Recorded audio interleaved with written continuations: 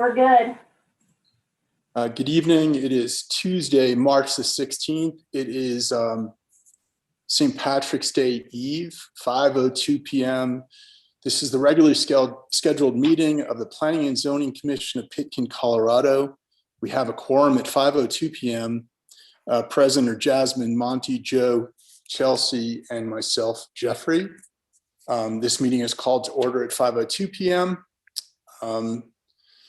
Our first order of business says Pitkin County P&Z business, 5 p.m., which I think we can skip. Suzanne, is that anything in particular we're holding that spot for?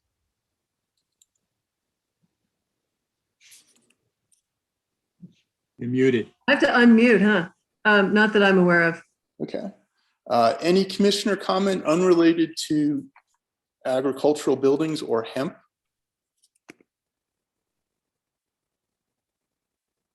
Planning staff comments unrelated to industrial agricultural buildings or hemp? Public comments unrelated to hemp or agricultural buildings?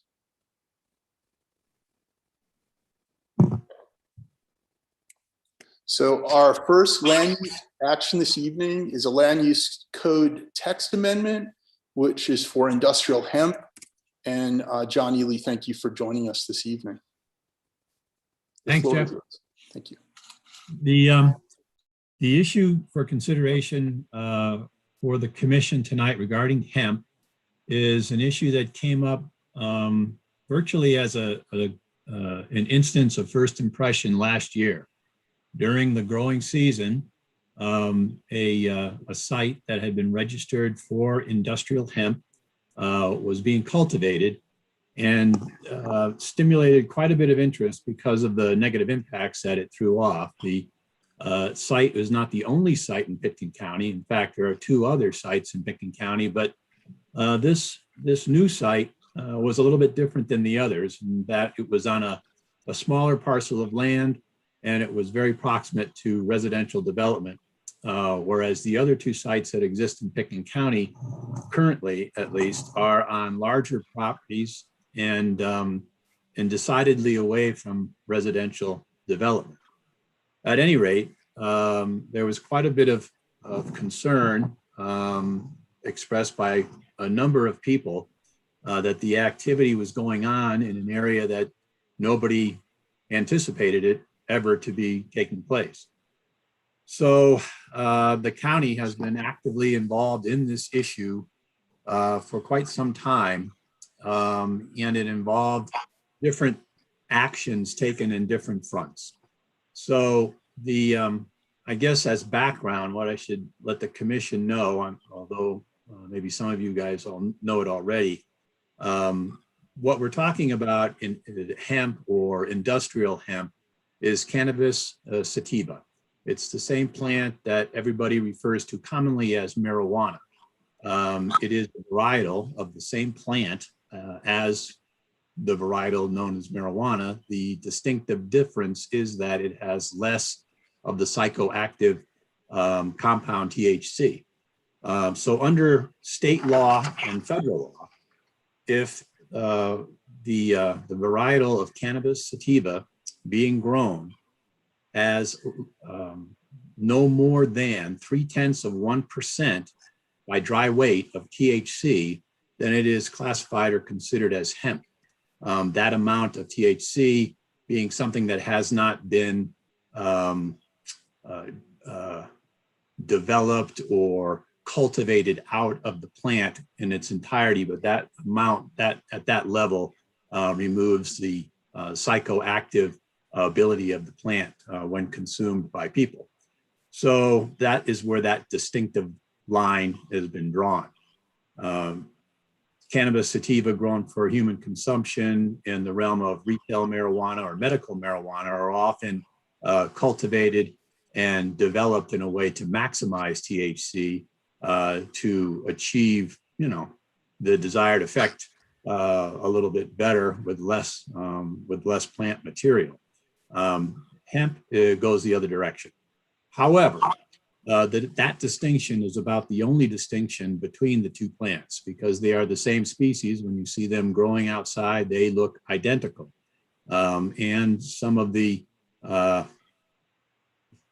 characteristics of the plant, while the plant is growing, being cultivated, and ultimately harvested, are the same, particularly after the plant flowers, but even before that occurs. And so I'm talking about the odor of the plant. And that's what has given rise to the county's involvement in this particular cultivation activity. Not that the issue begins and ends with the odor of the plant. There's actually quite a bit more that concerns the members of the public and the BOCC with the cultivation of the plant. For example, it is identical to marijuana or cannabis sativa that has a higher, even very high degree of THC being produced. It, as a consequence, constitutes somewhat of an attractive nuisance, in that there is no way to know how much THC is within a particular plant without actively testing it. So there is a concern that it might invite property crimes such as trespassing or theft in an area. And then also because of the fact of its cultivation in areas that may not be appropriate for that cultivation, there's a definite concern about depression of property values.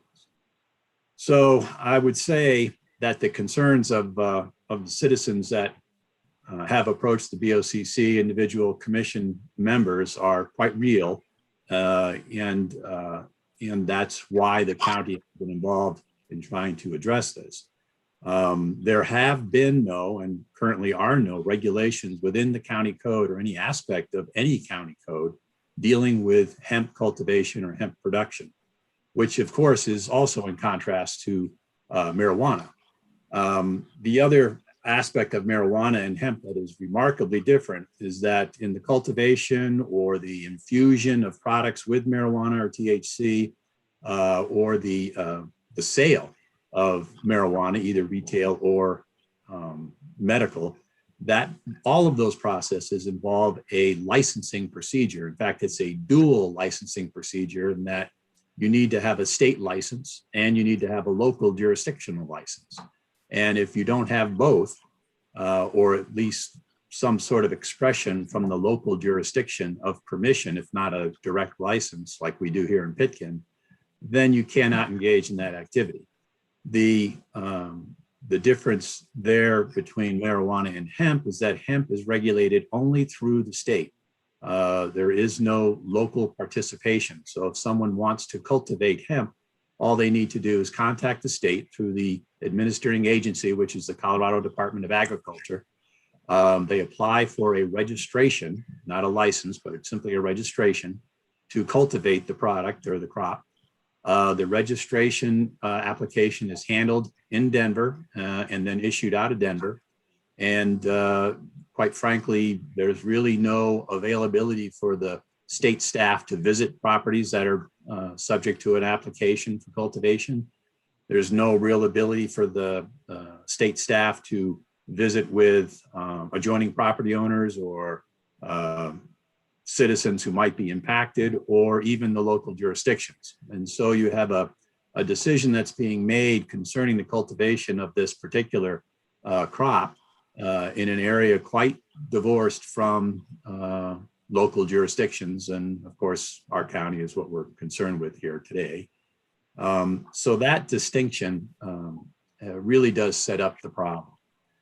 So the first effort that the county undertook was to attempt to generate interest in legislative change to make the cultivation of hemp more analogous to the regulatory mechanisms and statutory provisions that concern the cultivation of marijuana. If you've ever dealt with the marijuana regulations in Colorado, Colorado being one of the first two states that decriminalized the cultivation and utilization of marijuana, It's really quite a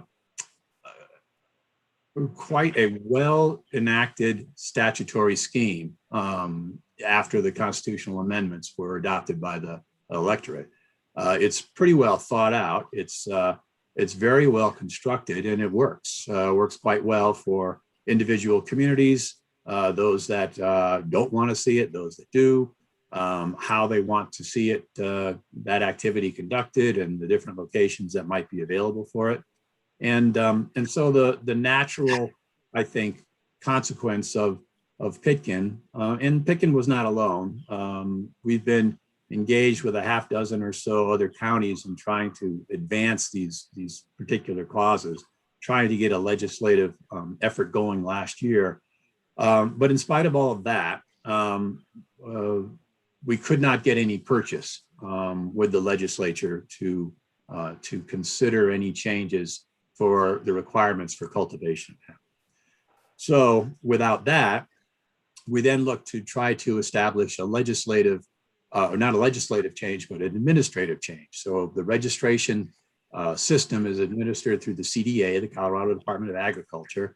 And what we tried to do is work with the CDA, when I say we, I mean Pitkin and all the other counties involved in this issue, try to work with the CDA to say, listen, is there a way you can expand your processes for administering the law associated with cultivation of hemp? What we were really trying to do is get local involvement in the registration process, because quite frankly, you guys are, understaffed and not in a position to adequately assess the appropriateness for one side or another for hemp. Even, basic considerations as to whether or not it's in a residential area or if it's in a very rural area. So we tried to construct an administrative change for the CDA such that local jurisdictions would become referral contacts. So if the CDA gets a registration application, it would refer it to the relevant local jurisdiction. The local jurisdiction could look at it and go, yeah, we know this property. We know everything about this. It's in our home area. This should work out. It's whatever. It's an appropriate place. Or, you know what, this is not going to work. This is a site that should not be registered. And to have the CDA commit to considering, these referral comments. The counties that were involved in the discussion committed that, the turnaround time could be 30 days or quite frankly less, depending on how or when and whatever volume the counties might be dealing with registration applications. Quite frankly, most of the hemp is grown out on the Front Range, all the way through the Eastern Plains to Kansas and Nebraska. But there is some cultivation in the mountains and on the western valleys of the state. At any rate, that dialogue went back and forth with the CDA for a few months, and ultimately in December they decided that was a bridge too far. They didn't want to commit to referring applications out to the local jurisdictions, and they weren't comfortable in taking comments back from local jurisdictions that would be not binding on the CDA, but at least certainly given some weight. So we're left with taking a look at what we can do ourselves. And that's what's led to this proposed code amendment scheme. The situation was exacerbated a little bit because of the issue of preemption. As some of you know, the powers of the local jurisdictions, municipalities and counties, particularly in the realm of exercising the police power, is very limited. In fact, local jurisdictions can only exercise the police power in areas that have been particularly delegated to local jurisdictions by the state. For example, it's frustrating to many local jurisdictions, ours included, that we cannot regulate more thoroughly extractive activities, withdrawal of natural gas or mineral mining within our jurisdiction. But the state of Colorado, through the Mine Land Reclamation Board, has effectively preempted the county's abilities in regulating that activity, much to the chagrin of many jurisdictions around the state, particularly in natural gas development. The counties can exercise some authority, but it is very much limited by the state. Or in another area, dealing with water resources. I, for one, wish that local jurisdictions had more control over the administration of water rights in our jurisdiction and the ability to affect the resource, the consumption of the resource. But again, the state has fairly preempted that and is not available to local jurisdictions. And in the realm of hemp, and in 2019, the state enacted legislation that affected directly county police powers. And it was an interesting piece of legislation, and it reads like this. A board of county commissioners may charge a fee for a local license and adopt resolutions or ordinances to establish requirements on businesses engaged in the storage, extraction, processing, or manufacturing of industrial hemp. Industrial hemp and hemp are terms that are used interchangeably. So the language of that statutory edition from 2019 called out particular areas where the counties could regulate activity. And most notably in that enumeration of activities related to hemp, it omitted cultivation. And so, as I know some of you guys know, when you're dealing with statutory construction, when there is a list of specific items to the exclusion of one, quite frankly, the courts will often interpret that exclusion was purposeful and in the realm of a delegation of a police power, that omission prohibit or was a specific non-delegation of an ability to local jurisdictions to regulate anything having to do with cultivation.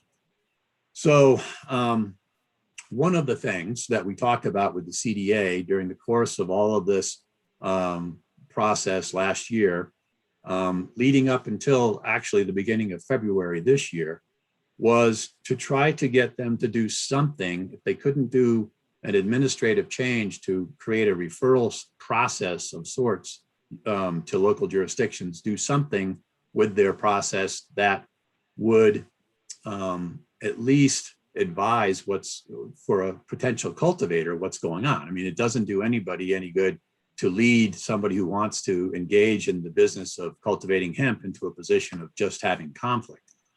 What the CDA eventually agreed to do was to change the content of their application process.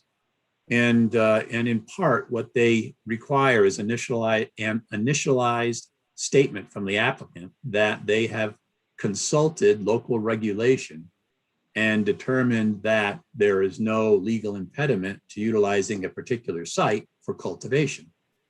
So to me, that was a big success because it's the only clear statement from the CDA that in spite of how the statute that I just referenced might be interpreted or construed, the CDA is not interpreting their role in the regulation of hemp cultivation as exclusive. And in fact, they are willing to refer applicants back to local jurisdictions to take a look at local regulatory control structures. The CDA particularly was interested in any zoning restrictions that might be enacted by local jurisdictions. So land use development control, zoning regulations is an area of delegated, quite clearly delegated police power to local jurisdictions. And it has always been construed by the courts as being very broad. So the actions of the CDA and the court's previous construction and interpretation of county planning powers and land use development powers has led us to develop a regulatory scheme for hemp cultivation to be employed in Pitkin County in fairly quick order.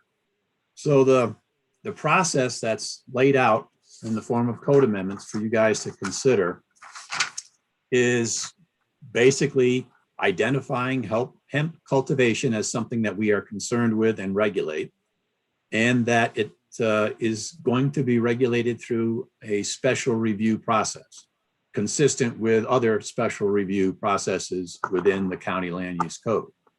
The particular code amendments, I guess, in fact, I've been talking here, blah, blah, blah, blah, blah. If anybody wants to interrupt me or shut me up for a minute, if anybody has any questions, just, yell out, because I'll just keep going. John, can you touch on, and it doesn't have to be this second, but you can get to it, violations and hearings. And it looks like from the language that I've read, the hearing is no sooner than 10 days after a violation and no later than 30 days. And I guess wearing my, I don't want to say wearing my hemp hat, but if I was a grower, that puts me out of business. It sounds rather, it doesn't sound like we're taking the grower in mind in terms of the actual violation hearing. So can you touch on that process? And again, the goal is not to kill someone's crop, but it's to adjudicate potentially a violation. So, and again, whenever you get to it. Sure. Actually, Jeff, I was going to take a walk through the prospective or proposed code changes. So we can talk about the particularity of what these amendments would do. So, so the first proposed amendment. Monty might have one more. Sorry, just to this way we'll just seed a couple questions for you. Monty might have a question for you as well. Sorry, John, I didn't mean to interrupt. No worries. Thanks for stopping me. My only question is with hemp, and you're saying THC is what's CBD? Is that what kind of relationship does that have with hemp? Are we talking about CBD production or just THC production or just hemp production? THC and, well, I'm no chemist or horticulturalist, but CBD and THC are different types of qualities within cannabis sativa. Both marijuana and hemp do contain CBD. Marijuana has the elevated concentrations of THC. THC is the compound that is psychoactive. That's the high. CBD is a different cannabinol that is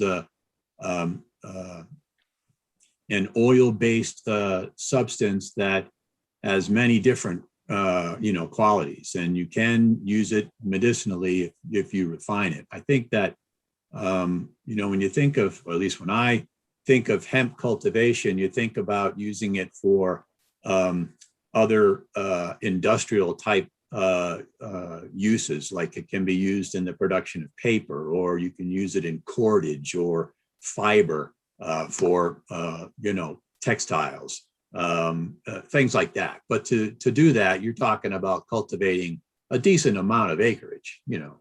If you're talking about a smaller amount of acreage involved in hemp production, then I'm not being in the business. My thought is that the most valuable use of the crop is probably to extract CBD and to infuse the CBD into something else that's available for use. So that's what my question was. Is that what we are talking about, hemp and CBD as the same thing with what our amendments are for today? Is that? Oh, I see. No, we're simply talking about hemp. Okay. The amount of CBD that might be present and its ability to be utilized is not really a concern. And the reason why it's not a concern is because that's the system now that exists at the federal level and the state level. The federal government, 2018, went with the prevailing tide, so to speak, and decriminalized the production of hemp and defined, and this percentage of content of THC is sort of the uniform way of defining what hemp is. And so the content of CBD is not of concern to anybody, and so it's not an issue in the cultivation of hemp. The issue for us is simply the growing of the plant, regardless of how much CBD might be yield from a given varietal or strain of cannabis. Okay, I understand. Thanks. Okay. All right. Any other questions? Okay. So the first element of the proposed code amendments is pretty straightforward. It's just a definitional insertion into the land use code of what industrial hemp or hemp is. And there's no creativity in that definition.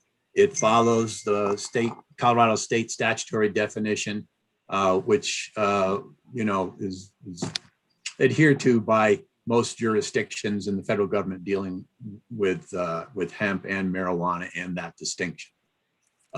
So there's that. The next proposed code amendment is dealing with section 43020 of the land use code. And what that is an insertion into section B having to do with farming as an activity. And then the creation of a third element there to state that industrial hemp cultivation is a special review use available in certain zone districts only, and that it is prohibited in all other zone districts. So the zone districts that are listed that are available for hemp cultivation with special review approval are the AR10 district, the RS20 and 30 districts, the LIR 35, RS 35, and RS 160 zone districts. As you guys know, we don't see much in the way of RS 160 zone districts around the county. RS 35 and LIR 35s are relatively limited, but they're certainly out there in areas that would be potentially suitable for cultivation. But the predominant districts that are in the county that would consequently be available for hemp production or cultivation are the AR10 and RS20 and 30. So then the next amendment is an amendment to section 420 of the land use code, and that's the big table 4.1, where there is an enumeration of all of the land uses of specific concern in the zoning regime of the county. So within that table, the uses are divided into different classes. And so the amendment would be to the class of agricultural and resource uses. The use would be inserted as industrial hemp. And then the zone districts would be enumerated as to where that would be allowed by the nomination of an S for special review in those zone districts. And then a citation reference to other sections of the code where relevant regulations would be, and that would be 43020 B3, which was the insertion that I just referenced a second ago, right above that on the proposed amendment attachment in the packet. And then a new section 24020H, which are special consideration for hemp cultivation. And then 23030H2 are basically the existing special review considerations that are in the code that are employed in all review of special review use permit applications. So the meat of the code amendments are in the last section here, 24020H, which would be an additional section, would be the after section G in that 24020 section. And it would be titled Additional Special Review Procedure and Criteria for Cultivation of Industrial Hemp. So first off, what I would mention here to the commission particularly is that special review approval would only be considered for properties in the above listed zone districts that are conforming in size to the underlying zone district. The thought there is that if there are many non-conforming properties out there, in the county as various zoning changes have been implemented over the years. And frequently, the zoning changes are in the form of a zound zoning. So you have non-conforming, in other words, substandard size properties to an underlying zone district. You may have an area in the county, in fact, there are areas in the county of significantly undersized properties to the zone district that is applicable to those properties. Areas of less than an acre or an acre sized properties in an area that may be zoned AR10 or RS20 or 30. It's just not unusual. So the thought is that given the primary concern is the impact that cultivation of hemp has on adjoining properties, that the cultivation should only occur on properties that conform to the underlying district. In other words, this would afford an ability for the cultivator to situate the cultivation activity in a way that is like not right up against some other aspect of development in the neighborhood or the area that the proposed site is located. And so that restriction appears there. And at some point, I really would like to get the commission's thoughts on that particular statement, as well as the following statement in the proposed language, which states that for properties located only partially in Pitkin County, in other words, a property that is split by the county jurisdiction line, the boundary between Pitkin and Eagle, or Pitkin and Garfield, or Pitkin and Gunnison.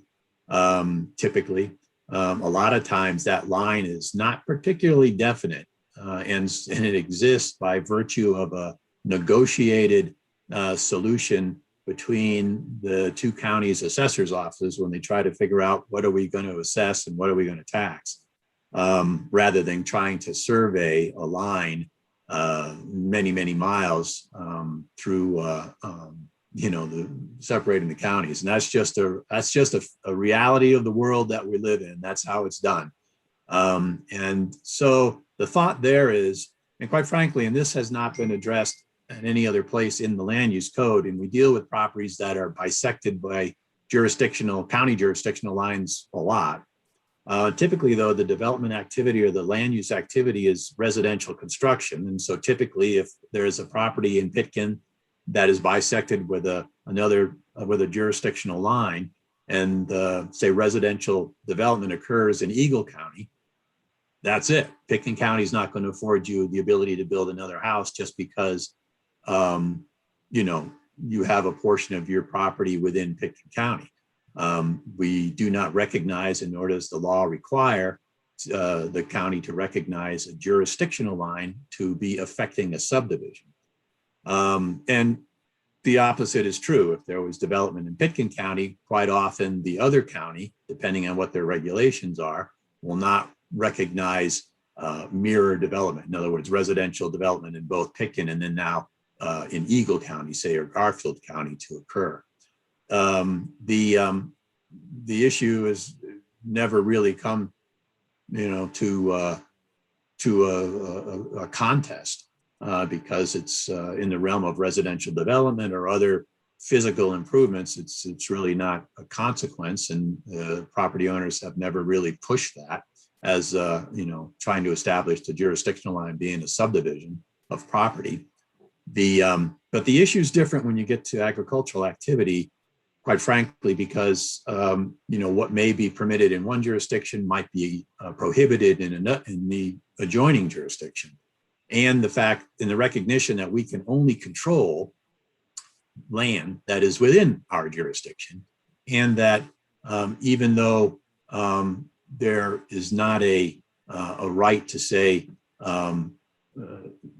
take advantage of activity in Pitkin County based on the zoning, say, or the regulatory scheme in an adjoining county because you happen to own both, the land that runs over both jurisdictions.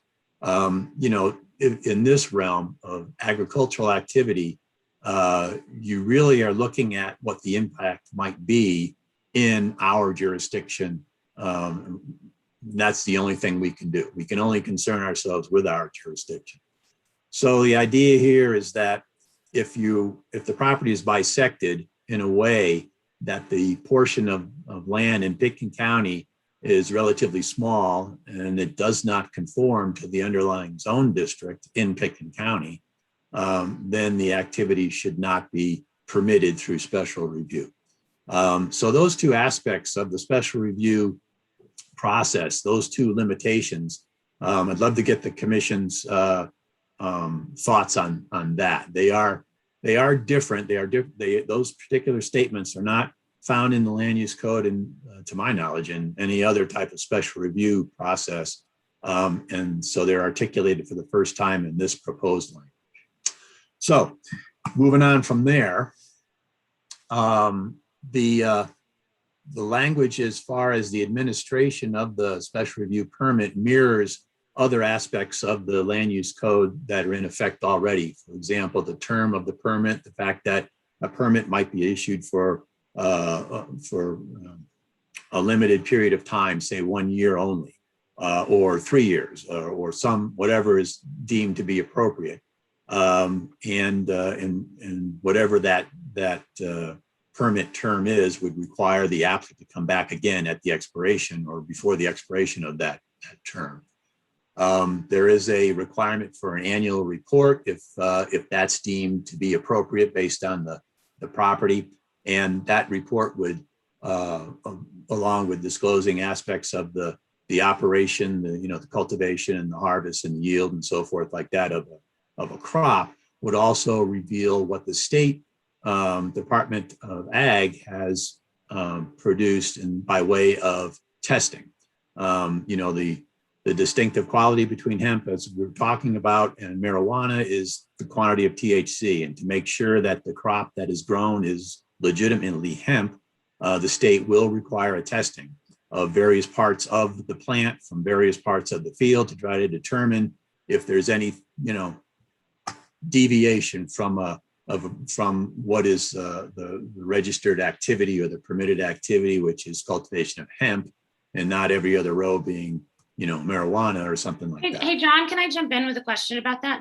You bet. Because I have a lot of questions actually. So, and I know I want you to walk us through the language. I was waiting for you to get to that point and then jump in. But since you're on this and it's sensitive, first I want to say thank you. Your explanation. You should teach a CLE on this, especially your legal analysis of preemption. Although I'm not sure I necessarily agree with it based on the state's intentional omission of the delegation of authority. I'm not sure I agree that the CDA is allowing the county to regulate so strictly, especially when we get to the section about any member of the public being allowed to scrutinize a farmer's operation. But are you telling me then, based on preemption, that if there is a violation that the state inspects and finds that the level of THC is is higher than it ought to be by a certain percentage, that the CDA then delegates the enforcement of the county's permit, and the enforcement of the violation upon the county at that juncture? The CDA wouldn't continue? No, the CDA is definitely going to always be involved. Okay, so then who takes over in enforcing whether they can continue to grow, and how extensive is their body of law on this subject with respect to a notice of a violation, a hearing, an appeal of that hearing? How robust is that law?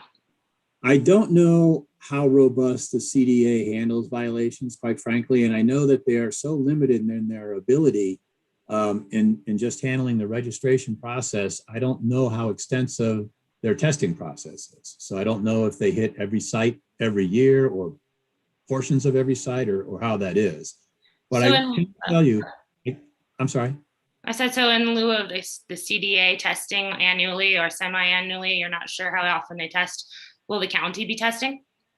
We could, within the realm of a special review permit, require testing.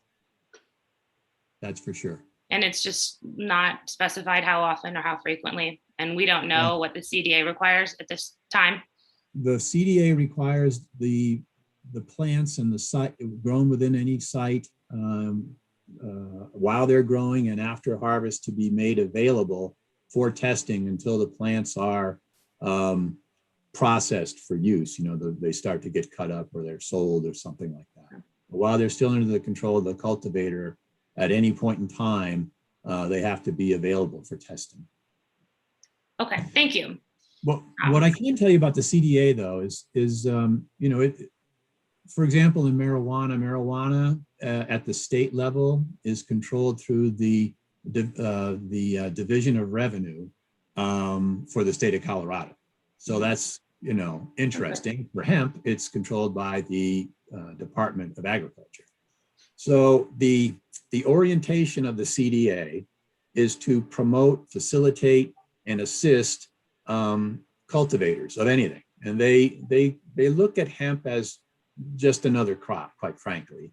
Whether it's tomatoes or corn or hemp or alfalfa or peaches, whatever it might be, they see it as a crop, and they're trying to assist cultivators in producing the crop. And that was always a sticking point in our dialogue throughout the course of last year, and trying to state, well, if you think about it, your own regulations make this a very distinctive crop all by itself. You don't require tomatoes to be registered, and you don't require any other crop to be registered. This is the only thing. You handle this different from the start. So it's hard to just lump it all together and say this is agricultural activity. But Sure, the CDA most definitely is in a mode of facilitating and, like I said, assisting people, agriculturalists, and that's their mission. And so I can't say how aggressive they would be.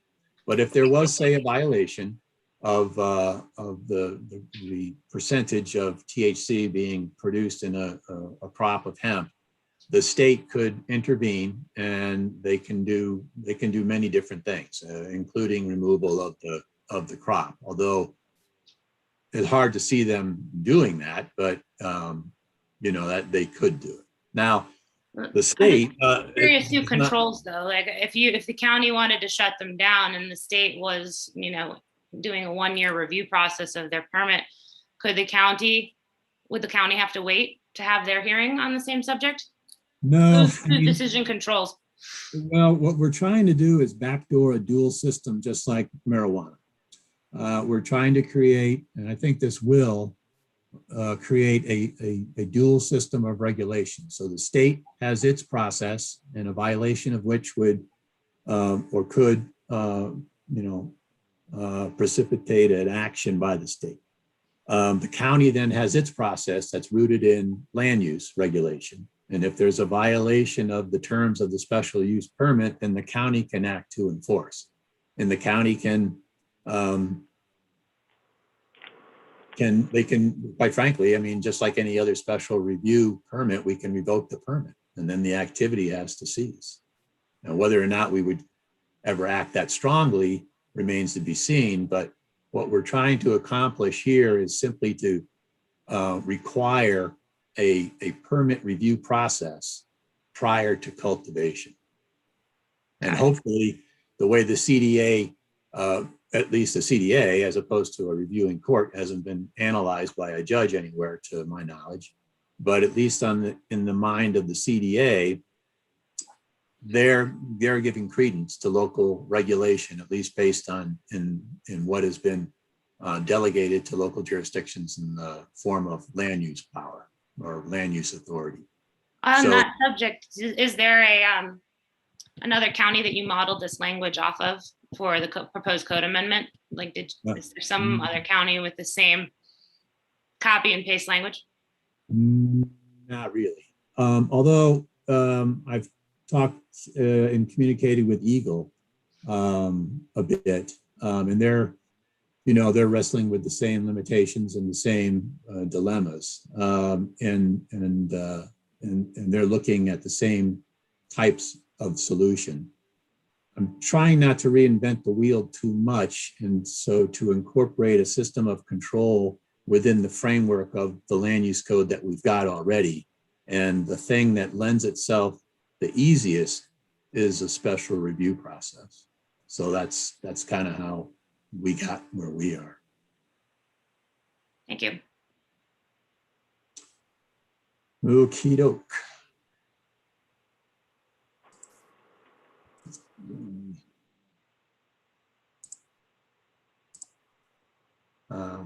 So the terms of the permit, the annual report, a public hearing, the permit enforcement sections that we talked about just a sec ago.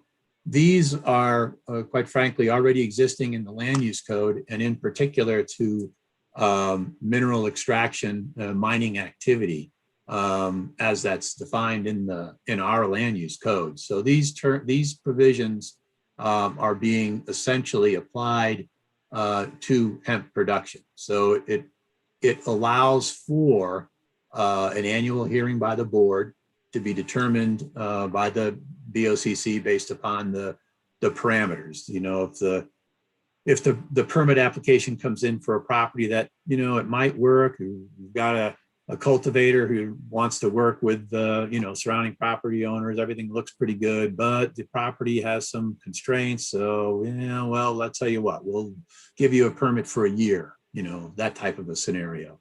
Then we want to come back and you give us a report before we go any further past a year and see how it worked out, you know, that type of a thing. So, and then the board, you know, the BOCC at that type of a review is free to discontinue it or to extend it, almost like the reviews we do periodically with Elam and the gravel pit operations.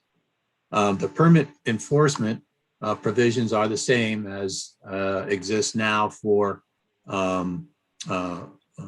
mining and mineral extraction. You know, quite frankly, I thought, well, if they work for that, they should work for this type of a scenario. It affords a hearing to the cultivator upon an assertion. You did hit on an interesting aspect of it, that a complaint can be filed by any member of the public. That is allowed, but it's not as if what the limitation is that once a complaint is made by a member of the public, then it is reviewed by the Board of County Commissioners. The terms of the land use code cannot be actively enforced by anybody.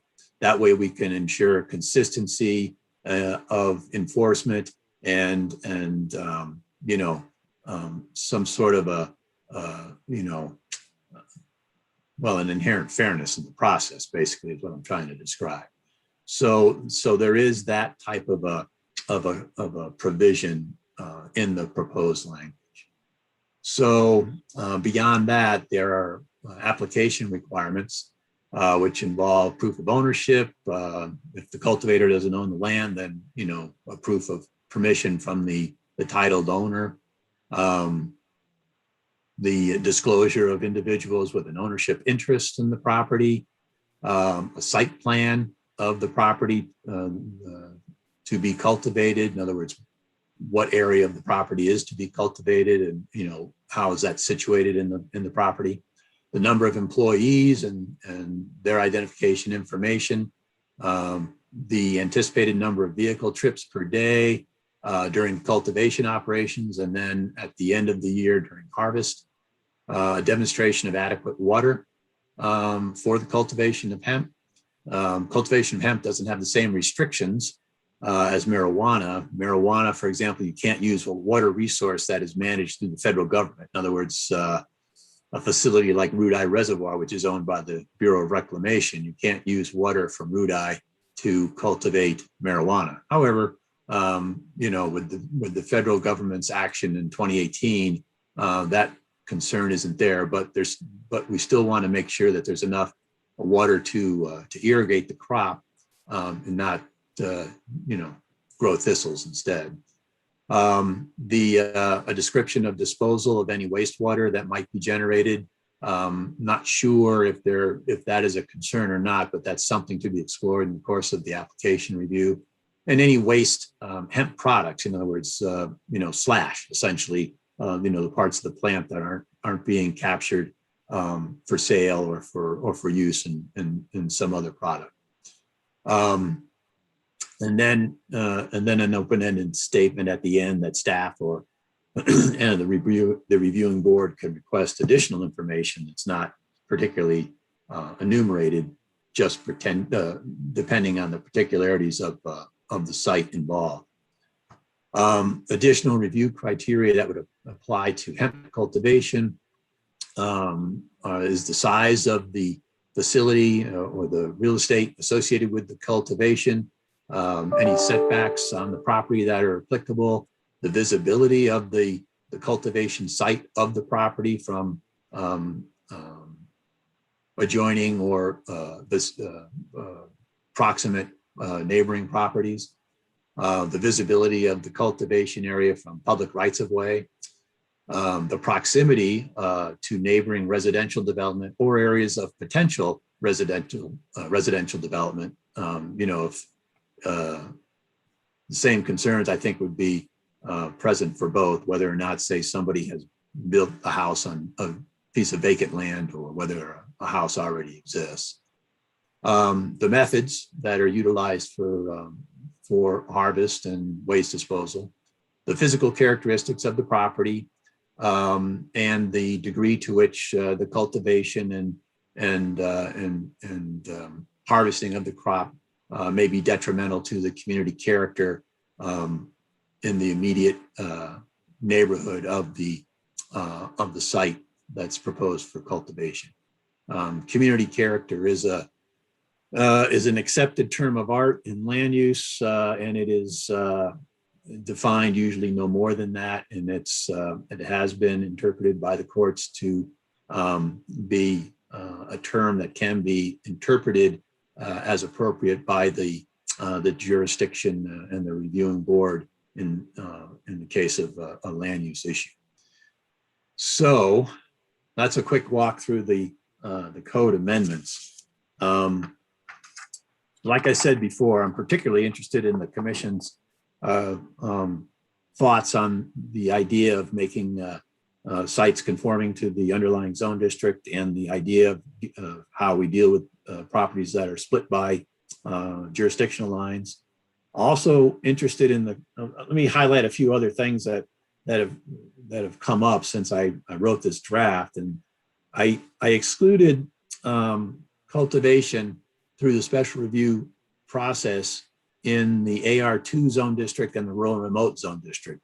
Those are the only two zone districts that allow for agricultural activity as a use by right in the county that I excluded from hemp. And the reason for that is that rural remote, it's typically those properties in that zone district are not associated with agricultural activity anyway. And then the AR2 zone district, I was just thinking that, you're dealing with properties that are relatively small from a county zoning perspective, and that the impact of hemp cultivation would be more difficult to contain to the property where the hemp cultivation is proposed. And so I just eliminated those two zone districts. So be curious to know the commissioner's thoughts on that. There was discussion after the fact and after the draft was done that there are some rural properties in the county where ag use has and is still occurring. And I didn't realize it at the time I was writing this draft, but I think those properties are associated with the early efforts of Open Space and Trails program to preserve ag lands, some of the conservation efforts for the big ranch properties. And in those efforts involve not only cash consideration for the property owner and some level of development approval, but also the issuance of TDR certificates. And the only way to accomplish that years ago was to rezone portions of the ranch properties to rural and remote, and then allow them to sterilize those portions of the property in exchange for TDRs, basically trying to construct a negotiated settlement for preservation of large property ranches with different types of compensation going to the property owner. TDR certificates were and still are really a hot commodity for acquisition. So that was put into the mix. So we might consider rural and remote if, say, there's the ability to irrigate a crop, or if it's ever been the land involved has ever been historically irrigated or cultivated in the past. Typically speaking, to my knowledge anyway, hemp is grown outside as opposed to large production efforts for marijuana, which are typically grown in essentially a greenhouse. But that might not always be the case. And so we might want to consider if greenhouses are used to cultivate hemp, that we look at the energy efficiency of the greenhouses. That's been an element recently put into aspects of marijuana cultivation.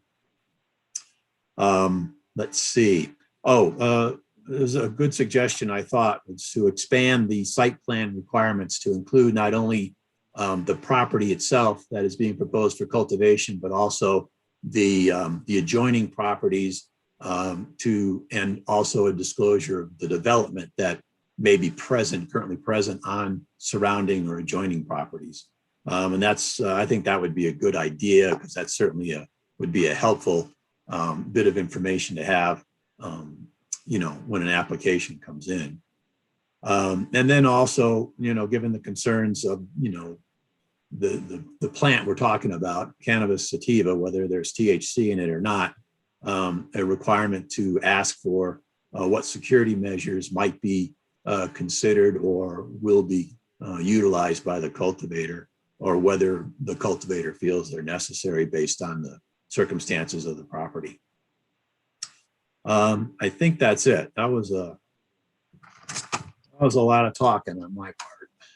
So happy to shut up for a while, answer any questions, and listen to comments that the commissioners have. Commissioner questions or comments for John? I have more comments and questions, but I'd be happy to listen to my fellow commissioners' comments prior to me, listing my somewhat strong feeling against this proposed code amendment. And I'll be happy to explain to my fellow commissioners why, but first I'd like to hear the general feeling towards their reading of this code amendment, proposed code amendment. John, and I would say, I would love to hear Chelsea's objections, because this is not an issue that I have strong feelings about one way or another. So I'd love to hear what Chelsea thinks. Thanks, James. I like your hat, by the way. It's good wine. Thanks. ZD Wines. Yeah, it's good wine. I guess I don't want to tell you that I'm biased anyway, but I come from a farming family in South Dakota, and we actually are applying for a permit in the state of South Dakota to grow industrial hemp on our land there. So I have a bit of information about it. But generally speaking, coming from a farming background, it's not the tone of this proposed code amendment, and I think is most adequately summed up by action review permit requirement number 19. It says, let's figure out the ways that this proposed land use is detrimental to the community. Why not a tone of analyzing how a proposed land use might be beneficial to the community? And I do think that it's very important for land use application to be governed at the county level. So I appreciate the analysis that the county attorney has made to find a way for Pitkin County to have some sort of a foothold and a robust permitting process and enforcement process. But I have concerns mainly with the enforcement of the permit, although I do believe that the application process is far too stringent, and it's more stringent than any other land use application, but I guess that's always the case in Pitkin County. Beginning with the notice provisions, I'm curious why the county may or may not send a notice and simply skip over that directly to a hearing. I think there should be some sort of a notice and a right to correct requirement before a hearing is held. I agree with Jeff's comments about the timing of the hearing being, burdensome on the farmer, because essentially they are out of business if they're put on notice that there's going to be a hearing at their own cost and expense within a certain window of time where they may or may not be able to continue farming or irrigating or weeding or doing anything that would keep their crop growing while some sort of arbitrary and very subjective complaint is heard at a hearing. After a hearing is decided, I also find it troublesome that there's no method or mechanism for an appeal or any proposed plan as to how a favorable or unfavorable outcome can be appealed to any other regulatory board, whether it's the cultivator or the neighbor or interested party or any member of the public who's complained about the cultivation operation. There's no way of remedying either the withdrawal of a permit or carrying out of continued cultivation. So, and I also find that there's a bit of downzoning happening here, and that it would be overly broad to restrict the cultivation of industrial hemp, which we're talking is a very minor, low THC crop that's not necessarily used for CBD production. It's more so used for the growth of its fiber product than the extraction of CBD oil. I think it's overly regulatory to take so many different areas of the county off the table for the possibility of future farming of such a, I find, beneficial crop. That's my 10 cents off the top of my head after just finding out about this morning. So thank you for letting me give my spiel, and I'm happy to continue to discuss it. Well, and Jeff, if I could just ask Chelsea a quick question, since she seems very knowledgeable about this.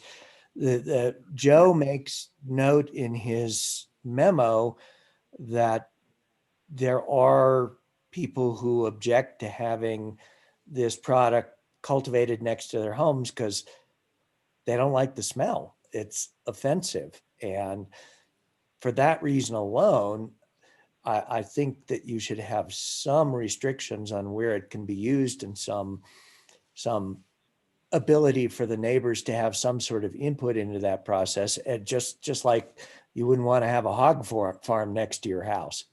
Totally. I agree with the idea of having this operation regulated at some level in the county, but as drafted, I object strongly to quote the memo from last time we met. Strongly object.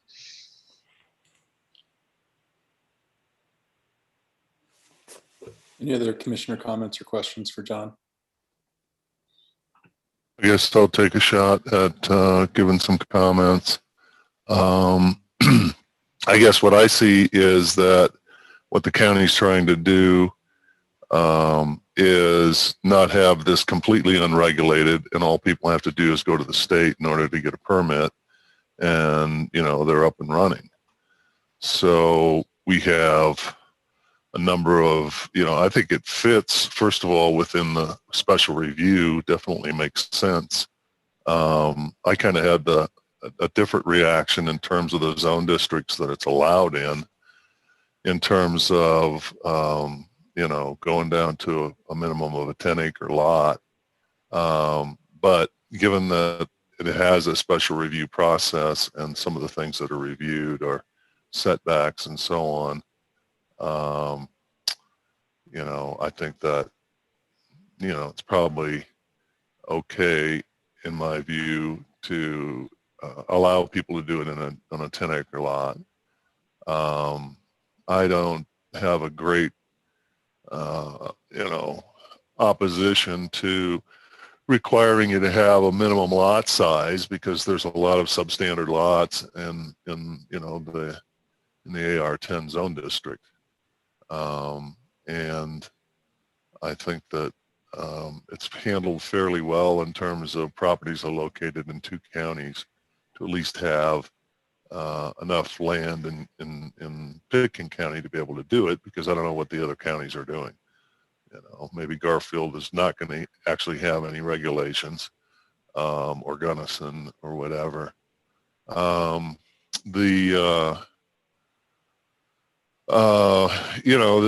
In terms of, I think when we end up in special review, we end up with very similar provisions that are in this. I would note that the rights of the public are only to request that the county hold a hearing. There's no private cause of action that's created that gives a member of the public the right to, directly bring a lawsuit to, stop somebody and cease operations.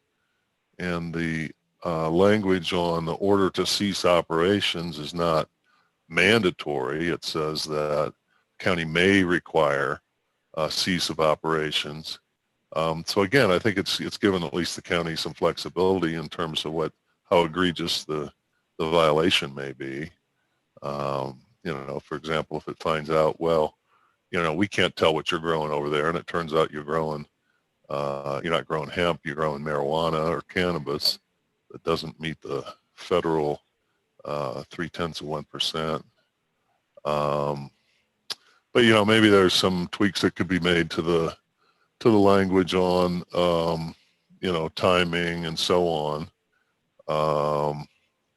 and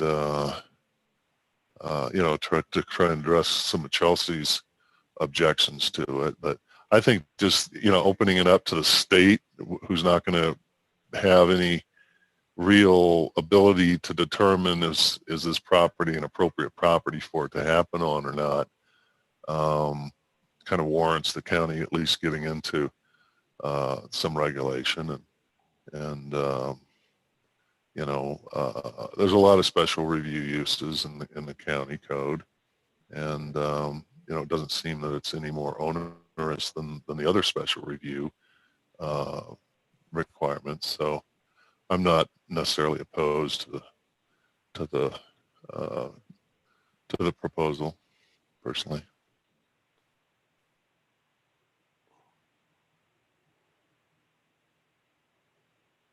So thanks for touching on for John's questions about non-conforming lots and lots split by jurisdictions. Any other questions or comments for John? Can I raise my hand? Sorry, Jasmine. I agree with Joe. I would like to comment additionally that I think the application requirements to include the adjoining properties would be a very helpful thing. I'd like to see that included. And I agree with Chelsea that there should be some kind of appeal process. Other than that, I agree with Joe. Thank you, Jasmine. Question for John, which is, it seems like I'm not a hemp guru, but the offensive smell is 30 days before harvest. And so that seems like the time that there'd be an objection or a hand raise in terms of violation, which is right when this comes to financial fruition. Someone has a harvest 30 days later. So again, I'm worried about the economic hardship on the grower relative to the crop they've chosen to grow, hemp rather than tomatoes. I don't know if that was a question in there, John. Well, Yes, actually, that was the point of many of the arguments that I made with the Department of Agriculture. Whether you look at it from the point of view of the cultivator or the adjoining property owner, you want to have a system that basically does not imbue conflict. And if you're in the CDA and your mission is to facilitate and to assist and to expand agricultural activity, then you don't want to lead a cultivator into a spot where there's conflict or where there's a backlash. You know, there's nothing wrong with growing hemp if if it's grown in the right spot. And there are, 1,001 uses for the crop. It really is quite interesting to read about it, to tell you the truth. So my point to the CDA was, why not, refer this stuff to local jurisdictions? If there is an issue with a particular property, they'll be the entity that can flag it quickly. And if it's not going to work, at least you don't have a cultivator who's expending money in seed or equipment or time or labor or whatever, and leading them into a problem, but here we are. And I guess from the point of view of enforcement is that I understand Chelsea's point, and then echoed by Jasmine for the appeal. I guess ultimately you come down to having to entrust the administration of the requirements to not be too heavy-handed and to be appropriate depending. You know, if there have been no problems with the cultivation of a crop, then all of a sudden there's an issue just before harvest. You know, you don't want to be stepping in with a heavy hand to you know, wipe out somebody's investment and expectation at that point in the game. I mean, that would be, you know, that would be quite onerous to say the least. But I didn't know how else to draft it, which is why I'm writing down everybody's comments now, and whatever public comments there will be too, just because, you know, all ideas are welcome kind of thing. Isn't there isn't there by operation of the rest of the land use code, an appeal process from any determination in any event? It just That's doesn't happen true. to be in this section. It's elsewhere in the code. That's true. And sometimes it's made clearer in the code than other places where there is, quite frankly, a judicial review. I mean, once there is a request for a determination of a violation, and that determination is made ultimately up the chain, so to speak, to the elected board, to the Board of County Commissioners. If somebody feels that that decision is in error, then litigation can be brought against the county. To Chelsea's point, though, I think, I mean, if you look at that in the broader context, it's really a difficult game to play for somebody with limited resources to have that type of a recourse, because it's you know, it's quite expensive and time consuming if you're the actual cultivator and not the you know, the manager or the administrator for cultivation activities or something like that. But I can take that suggestion to heart and make it clearer that there is a you know, an ability to appeal a final determination of the BOCC consistent with the other provisions of the land use code, which is judicial review. Well, and another comment, and then I've got one other after that, but is it viable to carve out that to address the questions Chelsea raised and Jeffrey somewhat inferentially, to allow somebody, let's say you get a violation, you know, 30 days before you're getting ready to you know, harvest the crop, to at least allow people to continue to, you know, allow them to harvest the crop and then impose the penalty or whatever is determined to you know, be a violation in the next growing cycle. That's one. And then the third one, which I had just thought of as we're sitting here, how, you know, what's the interplay with this and the agricultural tax classification of property, in terms of, okay, I've got a 10-acre parcel, and you know, I'm gonna do a half acre of hemp so that I can get my ag exemption.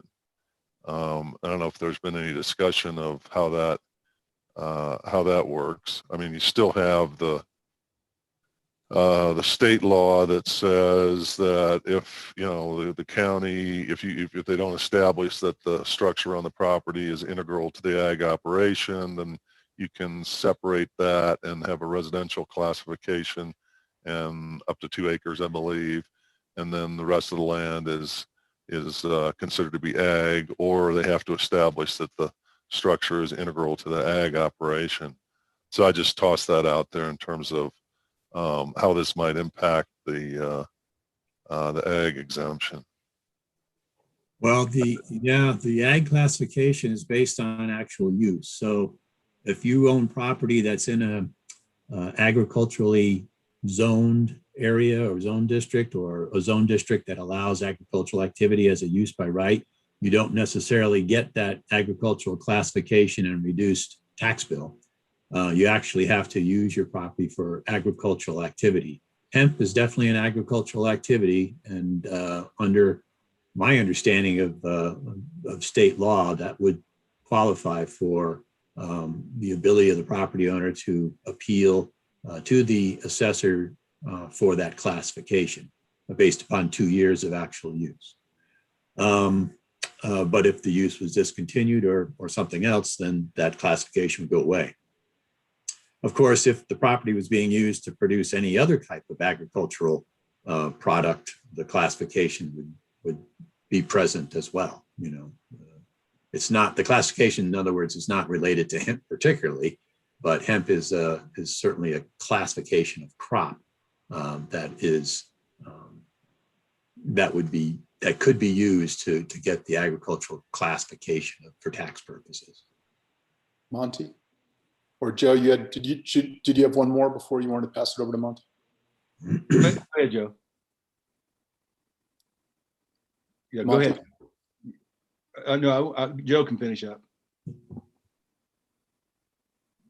I'm finished, Oh, so to speak. okay. Yeah, just listening to it all, yeah, it kind of seems to me that, the only real violation is if the percentage of THC. Other than that, it's just a crop to grow rope, make rope, or whatever all the products it has.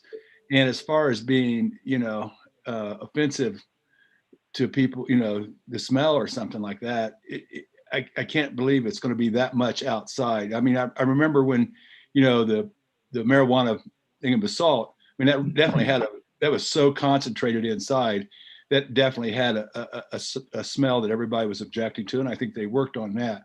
But outside in a farm, it just doesn't seem like it's something that's going to be so impactful to the neighbors or the community that, everything has to be regulated for that.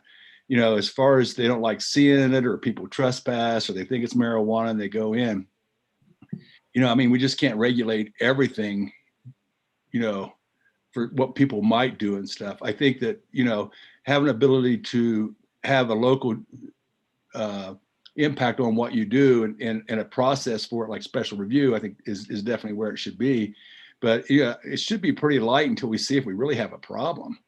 If everybody's outgrowing, THC crops and calling it hemp, then there's a problem, right? But if it's just hemp versus tomatoes, or, some people don't like the smell of pine trees, and I have a tree farm on there. At some point, it just doesn't seem to me that it merits a whole lot of regulation other than let's see what happens in the future as things go on. That would be kind of my only comments on it. Yeah, I share your sentiment, Monty. I would hate to see right out of the gate so much red tape wrapped around something that could be really beneficial to farmers to expand their horizons and growing operations for the benefit of the community, not the detriment. Especially for a crop that is also so good for the environment. So I think it's fair to special review the nature of the use and land use. But I think that the measures taken to review it and then to adjudicate alleged violations should be reined in substantially based on this draft. I'm happy to provide additional comments offline with John as to my opinion of the draft, but I think we're going in the right direction so long as we're not so heavy-handed. And Chelsea, is there language that you would add to this or modifications that you might suggest that would address your concerns? And I'm asking you because you're a lawyer and I'm not, so. I would have to think that one through, James. I don't know off the top of my head what I would necessarily do. These are my feedback comments after reading the packet earlier today, but I be happy to help in forming a better version or a more team-oriented draft. And John, could you give us a little more insight into the one incident that you referred to in your memo? I mean, we only have three cases where somebody's growing, and one of the three, there's been some problems. Can you expound a little bit on the nature of the problems? Just a quick interruption.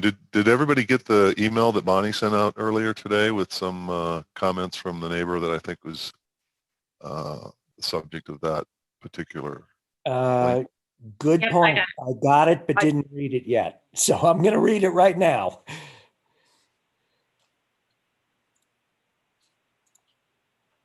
James, to your question, that email, which I believe the one you're referring to is sent by Kathy Markle, is probably more informative of the effects of hemp cultivation in a neighborhood type of a setting than I could relate. I know that there are some folks that are attending the meeting that could provide better comments in that regard than I could offer to, quite frankly. Okay, thank you. And I'm reading that email right now. So I will be informed in 60 seconds. And it's 6:20 p.m.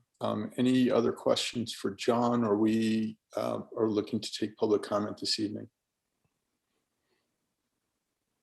So, Bonnie, at this time, we will open to public comment. We would ask that you restrict your comments to 3 minutes. We're on the honor system.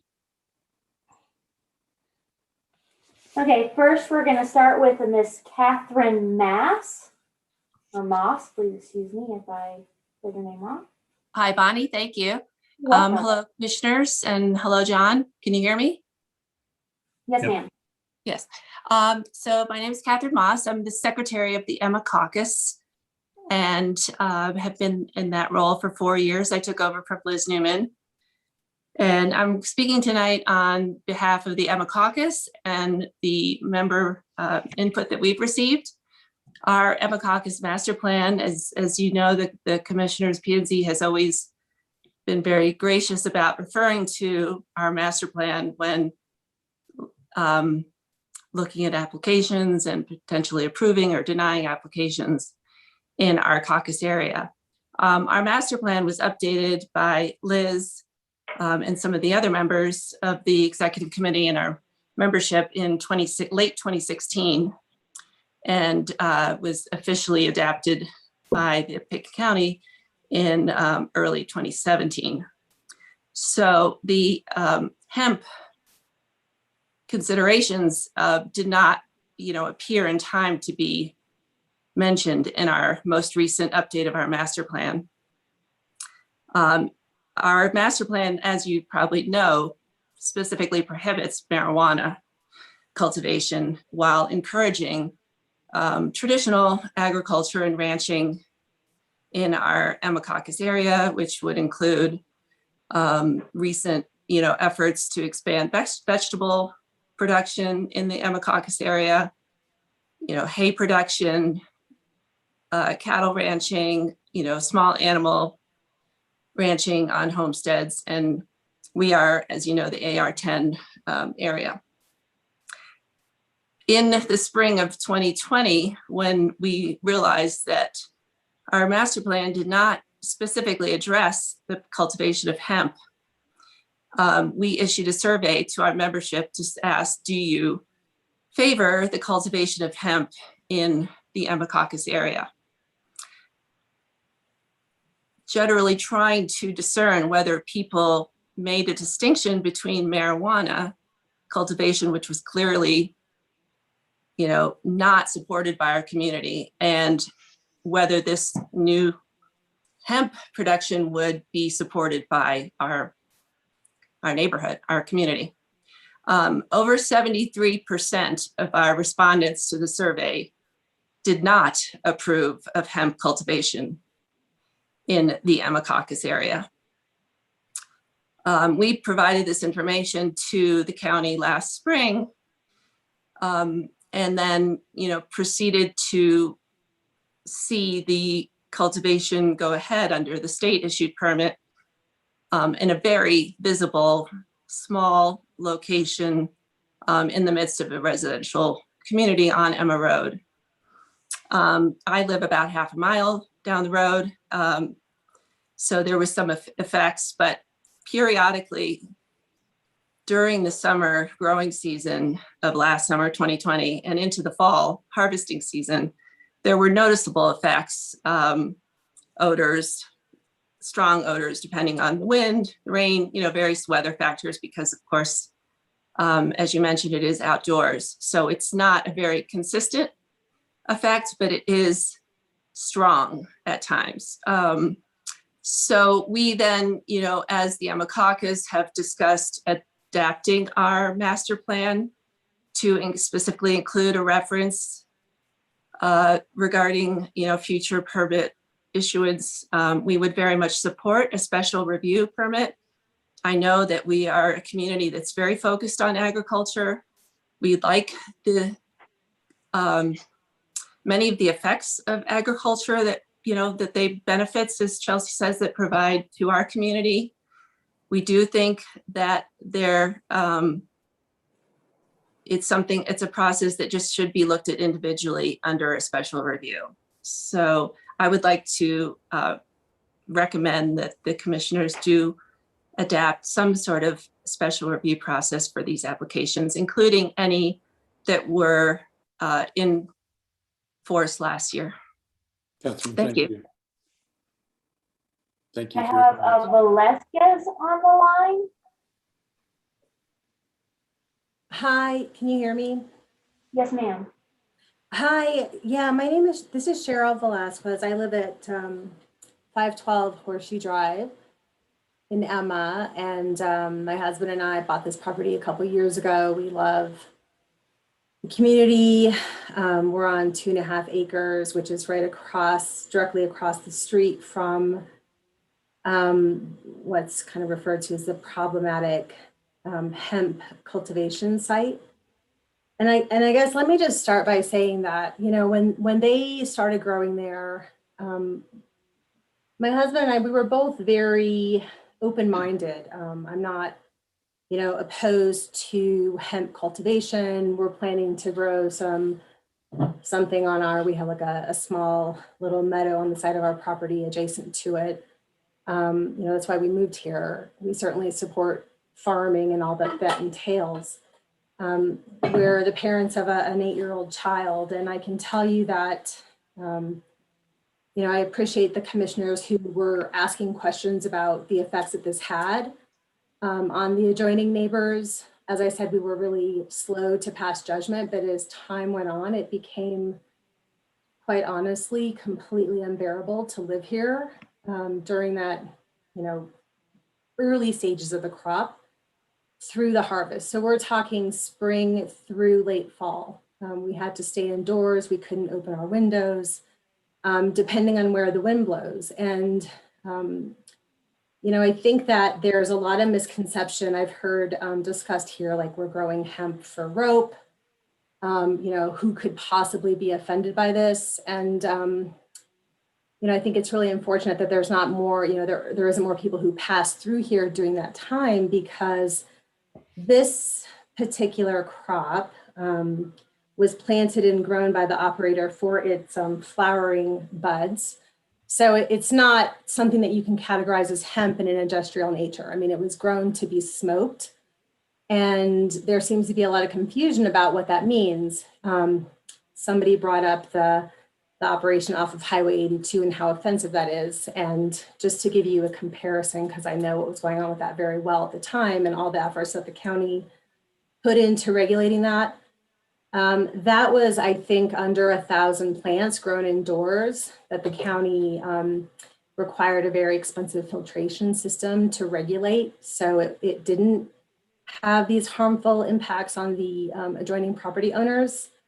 If you can imagine, Jim, I think you were the one that asked about it.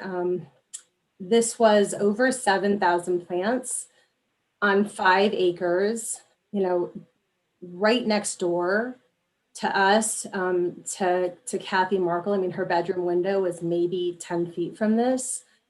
And there's no filter, there's no filtration system. There's nothing you can do to regulate it. So the fact that it's outdoors is actually worse. If it was something that was required to be grown indoors like marijuana, I would completely support it. But we kind of learned that, hemp, just because it's hemp, doesn't really distinguish it from marijuana. It's just a matter of how much THC is in the plant. It's the same species. So I wholeheartedly support these efforts. I support fine tuning to make it fair, but I would say that right now, it's not fair to the adjoining owners. And I think that these regulations are a good path towards coming up with something that's fair for everybody involved. Cheryl, thank you.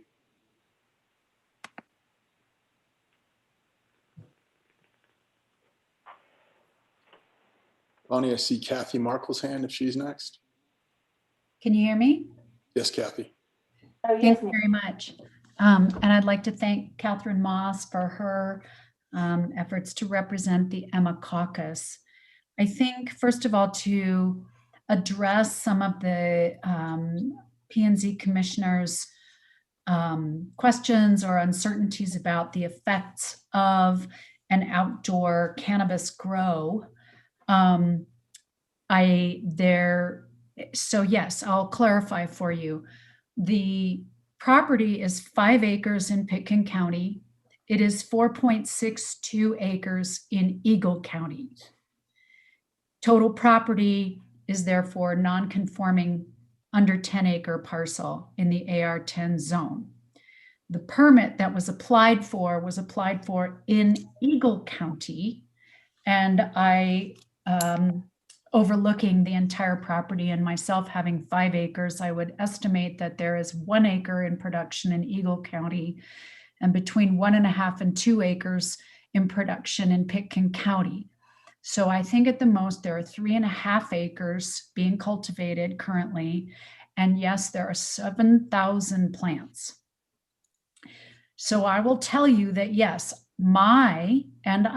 I think it's fair to say that my neighbor's largest objection is the smell. And it is unbearable. It has caused Cheryl and me and other people to not be able to go outside and enjoy the properties that we have purchased and owned over time, and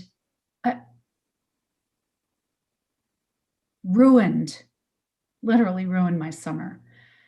The smell begins when the plants are 1 to 2 feet tall, and it continues beyond harvest as the plants are somewhere between 4.5 and 6.5 feet tall at harvest.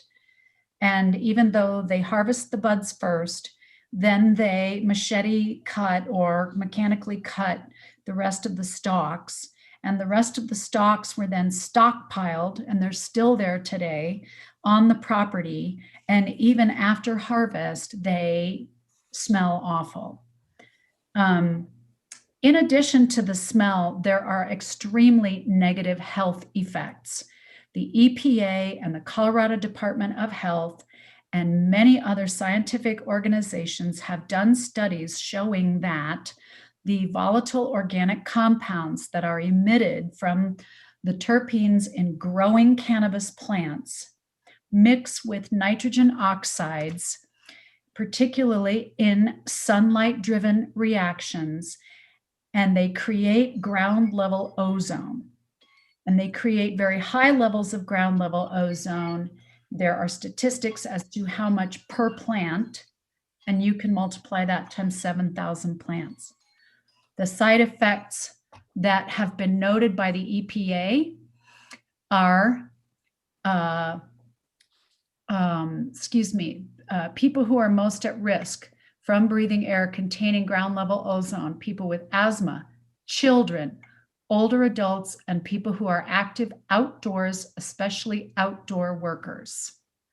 Children are at greatest risk from exposure to ozone because their lungs are still developing and they are more likely to be active outdoors when ozone levels are high. There is documented health risk to the creation of the volatile organic compounds that then interact with other naturally and man-made occurring compounds. I have a small farm next door. I grow hay on the front half of my property. I grow flowers and tomatoes in my greenhouses, and I grow hay in the back. Going outside and irrigating last summer, I had days when I had to sit down in the middle of my field because I couldn't figure out why I felt so bad. I felt lightheaded. Kathy, one final comment. Have I gone on longer than anyone else? We're at 4.5 minutes. I apologize. No, you're good. You're good. We appreciate My your last statement enthusiasm. is that, yes, this is a health risk, and I believe that Title VI of the Land Use Code addresses public nuisances, of which this is extremely representative in the odor that extends far beyond its property limits and affects over 67 homes in a quarter-mile radius. And I cannot understand the supposed rights of a cannabis grower, and that the county would think that those rights exceed the rights of property owners in the surrounding area to the quiet and peaceful enjoyment of their properties and an air quality that represents the county's goals. Thank you very much. Likewise. Thanks, Kathy. Thank you. I have a Mr. David Parker. Unmute. Can you hear me okay? Yes. Yeah. So we're the other hemp licensed grower in the Emma area through the Colorado. We have quite a different situation than what's next door to Kathy Markle. We're on a ranch of about 100 acres, the very far end of Pitkin County. We've been growing for, I think, 5 years now with never a complaint. We basically grow the hemp in order to the flowers to try to make CBD oil. Very little of the hemp that we do is going into industrial fiber and stuff like that. That said, I am not totally opposed to a special review. I certainly understand the issues of growing a hemp operation like is the other one there in a residential area. I think that the comment that the Epicoccus said 73% of the Epicoccus people were those who were all the nearest neighbors that live there. We're at least a mile away from those different residential stuff. And my comment is, you know, my family's ranch has been here for 50 years, and I'm just trying to find a place for my kids, my grandkids to hold on to this ranch. Most of you know, or Chelsea would certainly know, ranching is not a very profitable thing, especially in the high country. The growing seasons are slow. I charge $6 a bale for hay, which is the same as it's been for about 30 years, and I can't really charge a whole lot more. And my kids, it was their idea to start growing hemp and trying to make some profit out of that. So I would just like to make sure that the regulations are not too stiff of the special review, but I certainly understand if there would be some sort of a limitation on how close to residences and stuff, a setback, something like that that's possibly could be done. But again, I will come to the Board of County Commissioners meetings and make sure that the regulations. The only other thing I'd like to say, rather than a 1-year review permitting process, that's really hard to get things going in 1 year. A lot of times you don't even understand how the irrigation will work on a hemp field and stuff like that. It should be a 3 or 5 year permitting process if the county is going to permit anything at all. And that's it. Like I said, we're a 100-acre property, probably at least a mile from the other property in that was under question with the complaints. And we've been going for 4 or 5 years with never a complaint. That's it. David, thank you. Thank you. I have a Gentina Sundin on the line. Or Gentiana, would you like to speak? Yeah, sure. Can you hear me? Yes, sir. Yeah. Yeah, my name's Jonathan. I'm using my wife's Zoom because I couldn't figure it out. I'm actually, I'm Dave Parker's stepson, and we've been growing, as he said, for 5 years. The negative health effects that were just brought up, that's news to me. And being in the field with the plants 6 or 7 days a week, I don't, either I'm immune to those effects or I'm not affected, or I just don't understand that. I don't see, I've never noticed the smell. Again, we're a mile away from the other property in question, but I haven't noticed that. I'll just take the word of the close neighbors on that one. But I don't notice the smell of my own crop until shortly before harvest. And I really don't get any strong odors until we cut it all down and throw it into a garage. So if you're in the garage with us, you'll definitely smell it. But yeah, my comment for today is, I imagine most of the people that are opposed to hemp growing in Emma or support really strong regulations probably had no idea that we were growing in that district, which needless to say, there are no complaints. So if nobody knows that we're doing something, I think that goes to say that the special review is appropriate as long as it's not too heavy-handed to affect those of us that are under the radar already. And that's all I've got. Thank you. Jonathan, thank you. I have a Jeannie Parker on the line. Jeannie, did you wish to comment? I don't know. I was going to talk. I'm Jenny Parker. I've been at Happy Day Ranch since 1953. I'm just hoping my grandkids can find a crop, whether it's vegetables or whatever, that they can grow. It's tough. Everybody in my family have other jobs just trying to hold on to the ranch that my parents bought in 1953. One of my sons has had to move off the ranch and rent it in order to survive. He's in Kentucky. He hopes to come back. But anyway, I agree that the smell sometimes is not so good when I drive by. I appreciate everybody working on this. I think we can make a compromise somewhere along the way. So thank you, everybody, for what you do. I've been there forever, probably since most of you weren't even born. And we're just trying to make a go to keep it in the family. And luckily, my kids and my grandkids all want to do that. Thank you. Thanks, Jenny. I have a Jim on the line. Jim, would you like to speak?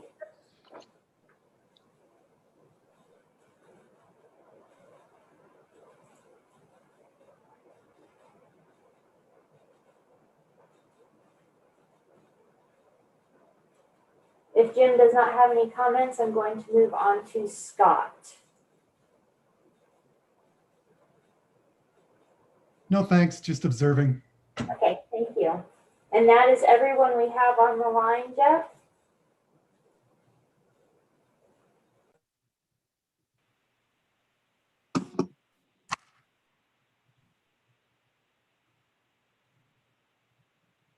Oh, you're still muted.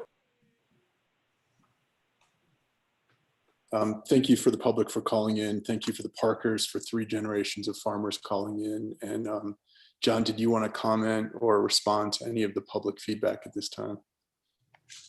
No, I don't have any comment. Thanks. Excellent. Any other questions in terms of the recitals and the resolution that's currently in front of us? Any further commissioner comment now that we've taken back and closed the public aspect? Jim, Chelsea, Jasmine, any further comments? Yep, quick comment, Jeff. While we were getting the public comment, I'm doing some really fast Google research, and some of the things Kathy Markle listed in her comments, I'm finding on the internet, so they're not imagined. For Chelsea or Joe or Jasmine, further comments for either John or reflections, public comment? No, nothing. I'm good. Based on my farming background, I'd add some salt and pepper that lots of plants create some sort of an environmental detriment. Look at corn. Corn's probably one of the worst crops to grow on the face of the earth, and it does terrible things to the soil, to the water, but we grow it everywhere. So. for what it's worth. And generally speaking, I'm in favor of regulating this land use and having it fall under the county's wheelhouse. I just want it to be sensible right out of the gate. I don't want it to be too heavy-handed. And it sounds like there's one bad neighbor that's put a bad taste in the Epicoccus's mouth, and I completely understand that. And all the concerns are very valid. So I think that just sensible legislation that is well drafted is the right thing to do at this time. So would any of the commissioners like to make a resolution of the Planning and Zoning Commission of Pitkin County, Colorado, recommending adopting amendments to the land use code for industrial hemp cultivation as per page 9 in your packet? I will so move. A second.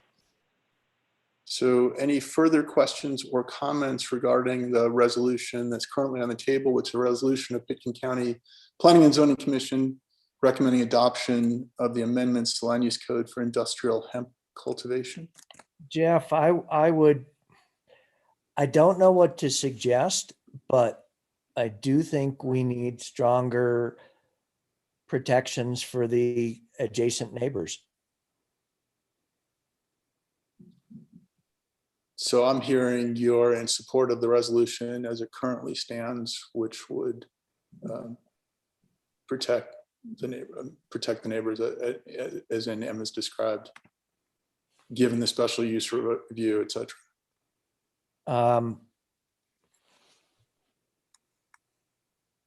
I'm trying, honestly, I'm trying to figure out which way the proposed amendment comes out.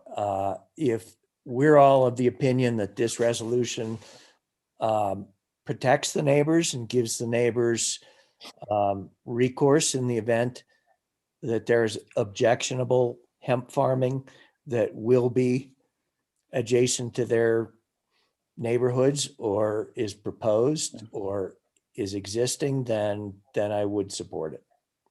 Okay. I guess my feedback for John Ely is, and it's echoing again a statement from Chelsea, which is, I don't think on number 19, the degree to which cultivation of facilities are detrimental to community character, it doesn't sound like a Pitkin County value the way it's drafted.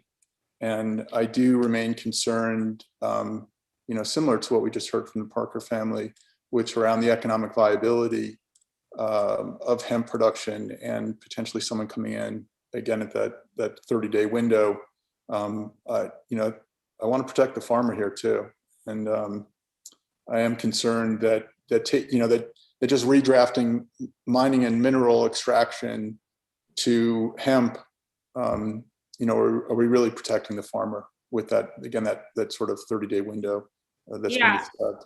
I totally agree with you, Jeff. I think that as written, it's far too regulatory. So I'll vote against this motion that's on the table simply because I don't like the manner and the tone of this first pass. I'm not saying I object to regulation. I see the timing is important that the county get this passed for the upcoming growing season. So I can relate to the urgency of it, but I will not vote in favor tonight of it as drafted for the reasons that Jeff well articulated.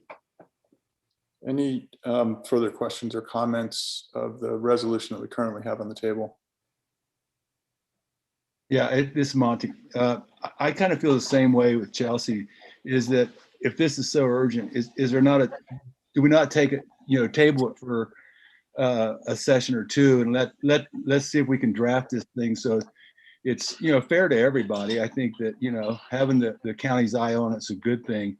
And it might be just maybe the size of the lots and the number of plants or something, make it a little less a situation for everybody. But I think that maybe it just needs to be looked at as far how it's drafted a little bit more before we just pass this on and see what happens. I mean, we have one incident in the county that we know of right now. If there was 10 or 15 or a lot of them, I could see a lot more, but it's just one situation. I think that we should just kind of look how it's drafted and see if there's not a better way to draft it and come back and vote on it again. That'd be kind of my thought. And I'm going to support what Monty just said, because I keep reading this resolution over and over and over again. And I don't see how it's going to protect from repeats of the situation that the people in the Epicoccus have told us about.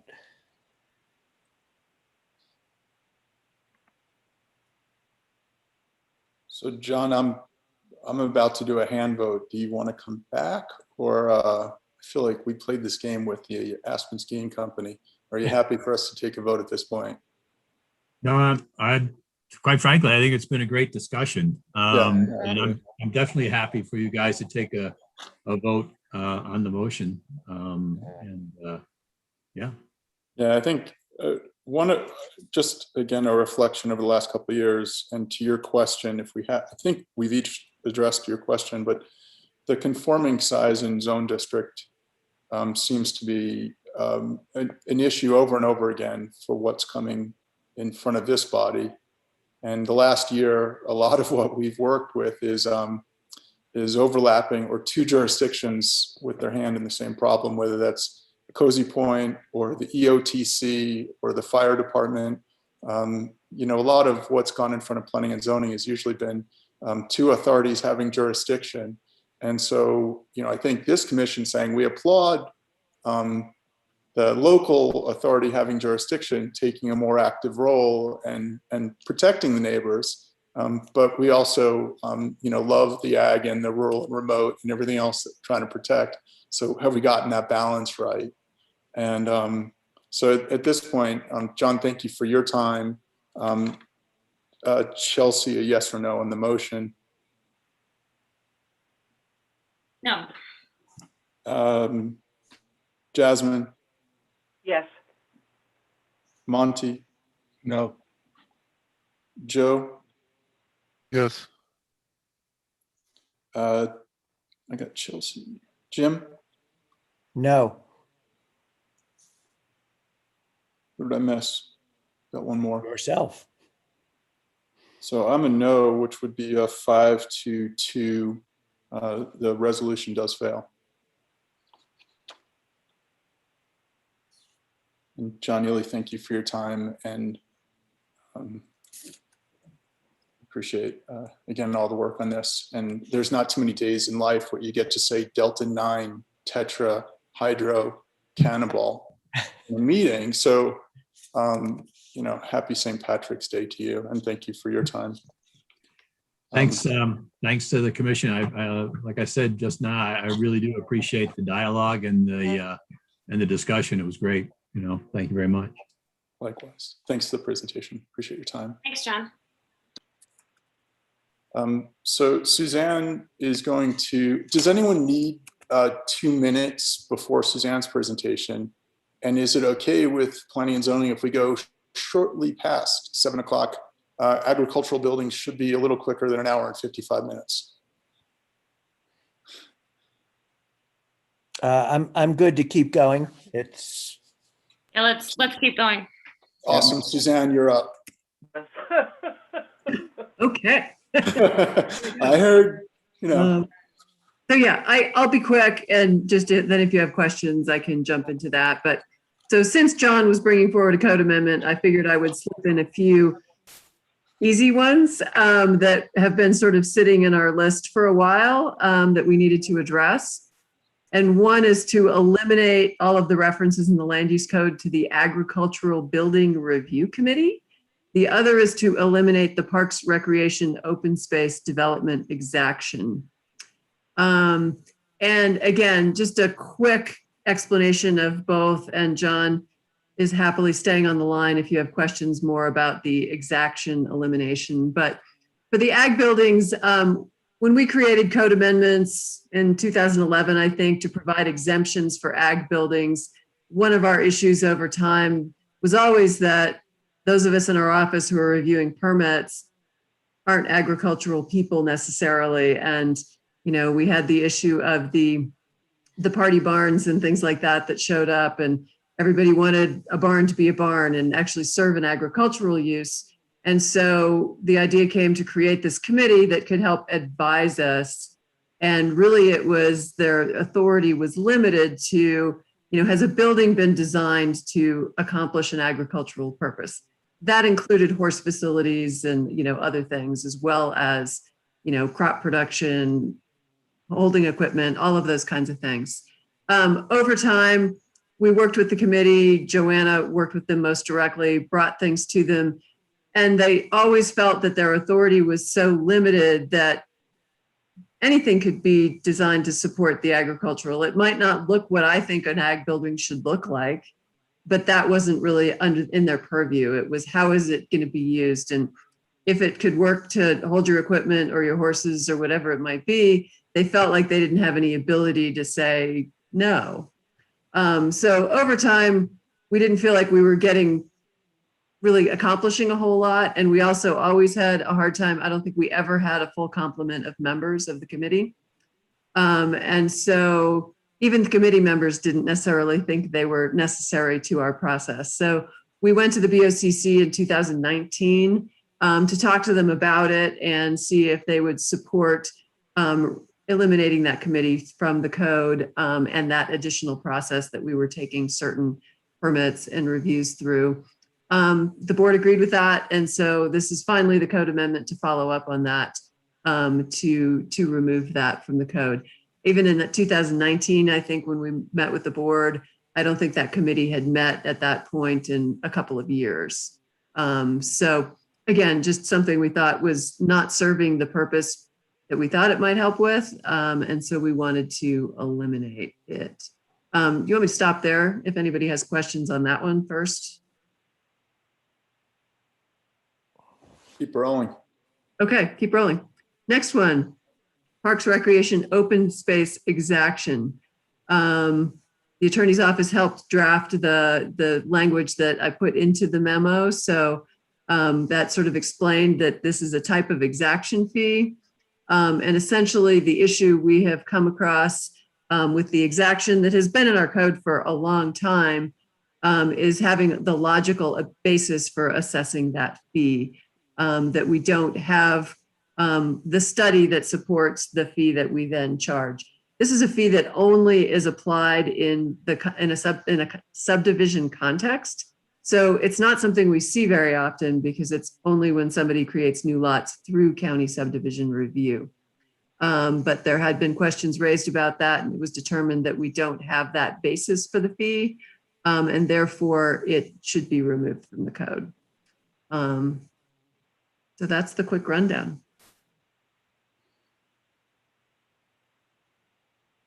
Any questions regarding the exaction or the agricultural building committee?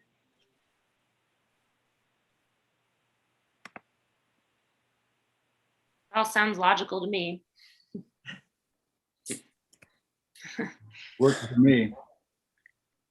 Works for me. Me too. So any public comment regarding exaction or the agricultural building committee? They did not get Burko calendars, by the way. We only have two people on the line. It's still Miss Kathy and Miss Jeannie Parker. Kathy or Jeannie, would you like to speak? Please raise your hand.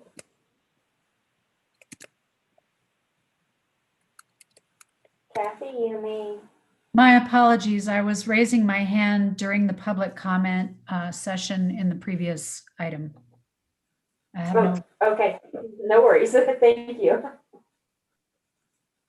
So at this point, it is 7 p.m. and I would entertain a resolution of the Planning and Zoning Commission of Pitkin County, Colorado, recommending approval of amendments to the 2006 Pitkin County Land Use Code, Title 8 of the Pitkin County Code, specifically sections 21070, 23010, 23020, and 52070 related to the Agricultural Building Review Committee, and section 840 relating to the Parks, Recreation, Open Space Exaction.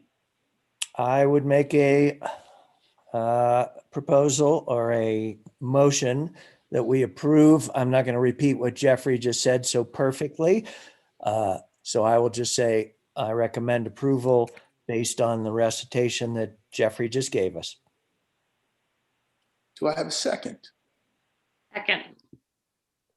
Any further questions or comments for Suzanne Wolf with regards to the resolution on page 12 of your packet? All of those in favor of the resolution, I'm not going to give the subsections this time. All those in favor of the resolution of the Planning and Zoning Commission of Pitkin County, Colorado, recommending approval of amendments to 2006 Pitkin County Land Use Code, covering a bunch of sections, specifically with regards to the Agricultural Building Committee and the Open Space Exaction. Jim Vishansi, Yes. Jasmine, Yes. Chelsea, Yes. Joe, Yes. Monty, Yes. Jeffrey, yes. Did I miss anyone? That was I got 7-0 one. unless I missed something. I have, Monty? I'm sorry? there's only 6 of us here tonight, I think.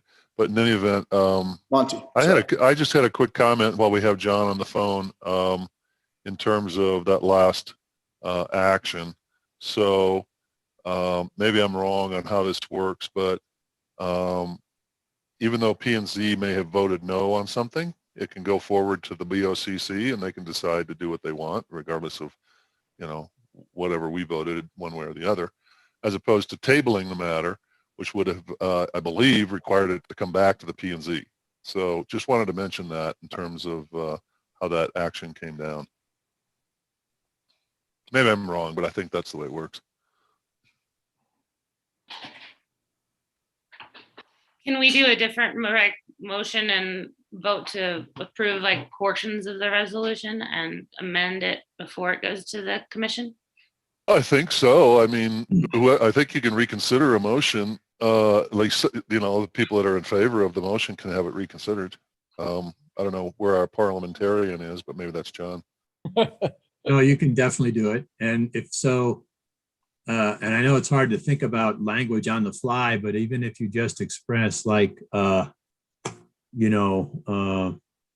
reservations about such and such, I'm going to communicate that your comments to the BOCC anyways, and try to incorporate them into, modified language. But if you want to try to put that into a motion as part of the resolution, so we have a resolution that is recommending against approval, but you can modify that to say, well, with the exception of, or highlight sections that you don't like, or anything you want, really. I mean, however you want to express it. Should get out a red pen, highlighter. Because there were a lot of public comments that wanted to slightly amend the proposed language. And then there were my own thoughts and then other people's feedback. So can you just collectively take in the hour and 55 minutes of discussion for consideration? Well, I'm going to try to play with the enforcement aspects of the language and try to ameliorate some of the concerns that you guys were focused on, and the potential for a heavy hit on the cultivator, and try to work with that and produce it as a red line for the BOCC, and have that try to reflect some of the comments. We talked about, or it came up that, the grow over in Holland Hills that's associated with rec and medical marijuana was sort of torturous in dealing with the odor because of the complaints that came from the Holland Hills neighborhood. But we were able to work with the licensee over there and solve the issue. And it took a while.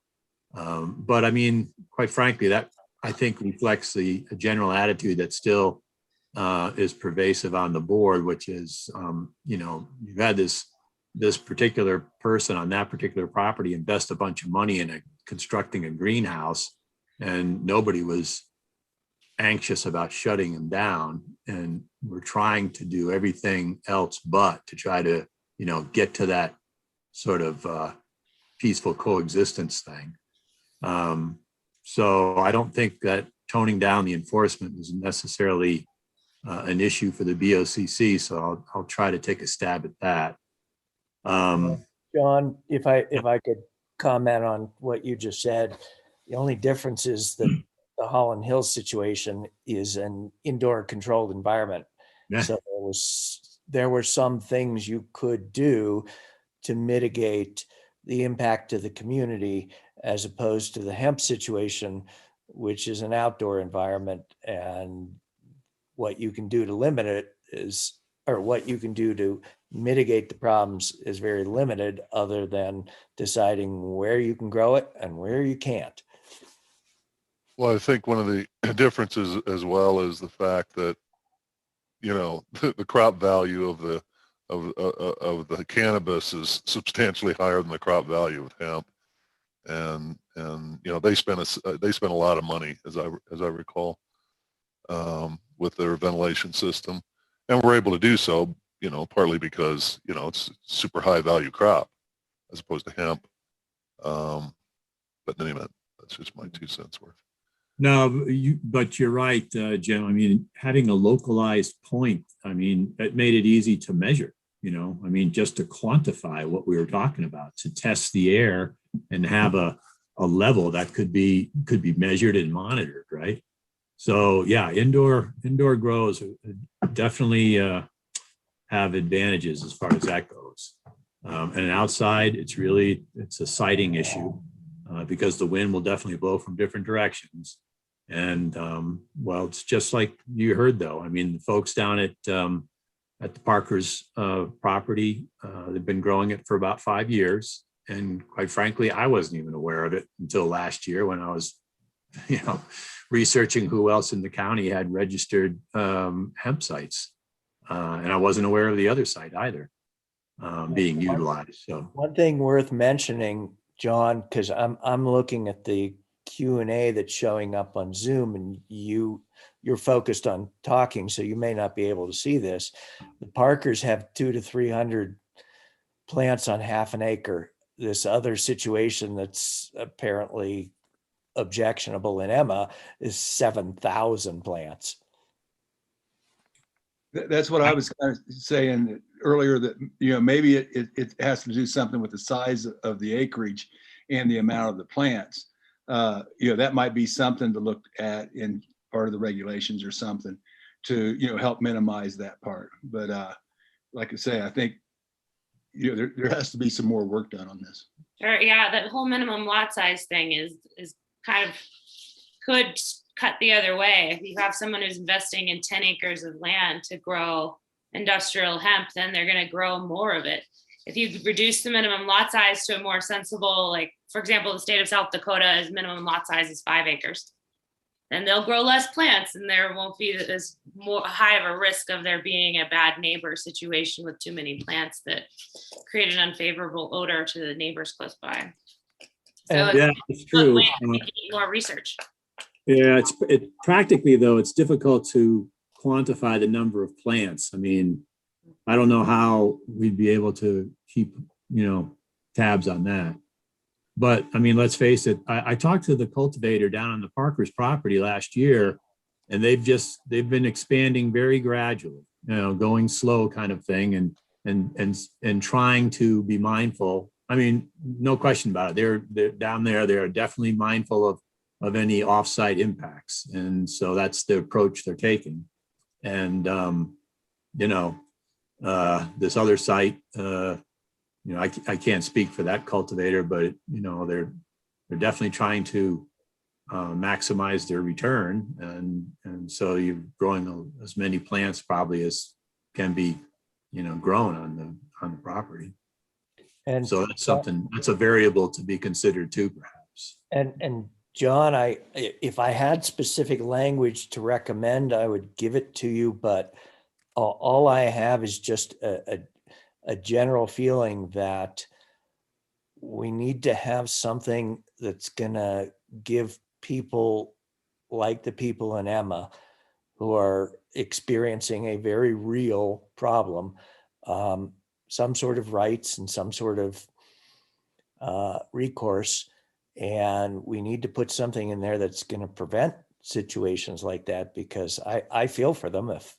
If I had spent a ton of money on buying a home and I had that problem right next door to me, I'd be pretty upset too. And I'm not the least bit opposed to hemp or the agriculture of hemp or the industrial production of hemp. But given that it's a product that does bother the neighbors, we got to be very careful about where we allow it. So next time we're putting exaction first and hemp second. On the agenda. At this point, I see Chelsea's hand up, but Chelsea? I just wanted to say, with regard to recommendations, my primary issue with how this is drafted was the enforcement section. And I think the thing that's missing, and maybe John, you agreed with me, is some sort of a right to appeal. And that's important for both parties, the impacted, interested party and the neighbors and the cultivator. If they have an unfavorable outcome, they need some sort of a mechanism to appeal that doesn't cost $1 million. They're poor farmers. If the Happy Day farmers get shut down, they would have to invest a ton in attorneys, which I'm not all opposed to advocate at the State Court of Appeals. So I don't think that that's necessarily the right mechanism. We need a more localized review.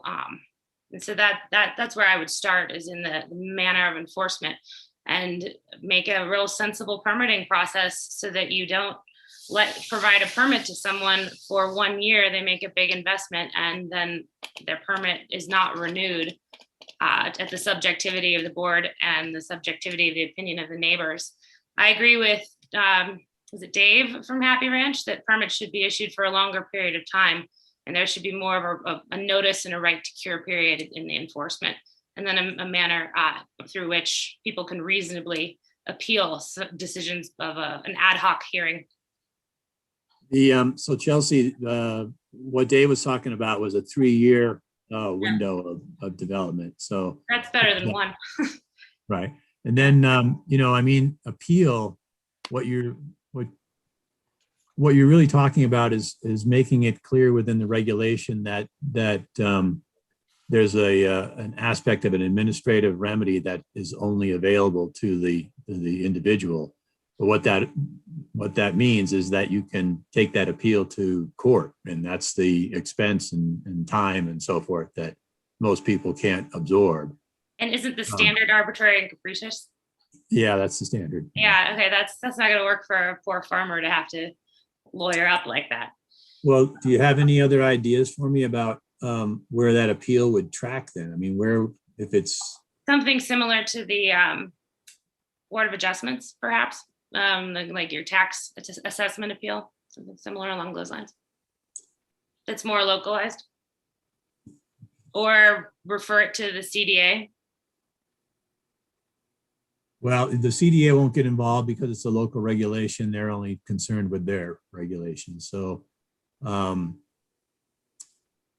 no expert in drafting legislation. I'm just trying to be somewhat helpful based on my concern that you're cutting off some sort of a right of use through this, and too heavy a hand through this. Right. Well, I get that. As written. So I'm just trying to be brainstorming, but I don't want to right put words in your mouth. You're more experienced at this, far more experienced than me, and Joe's feedback is always helpful too in drafting. So I would maybe ask Joe.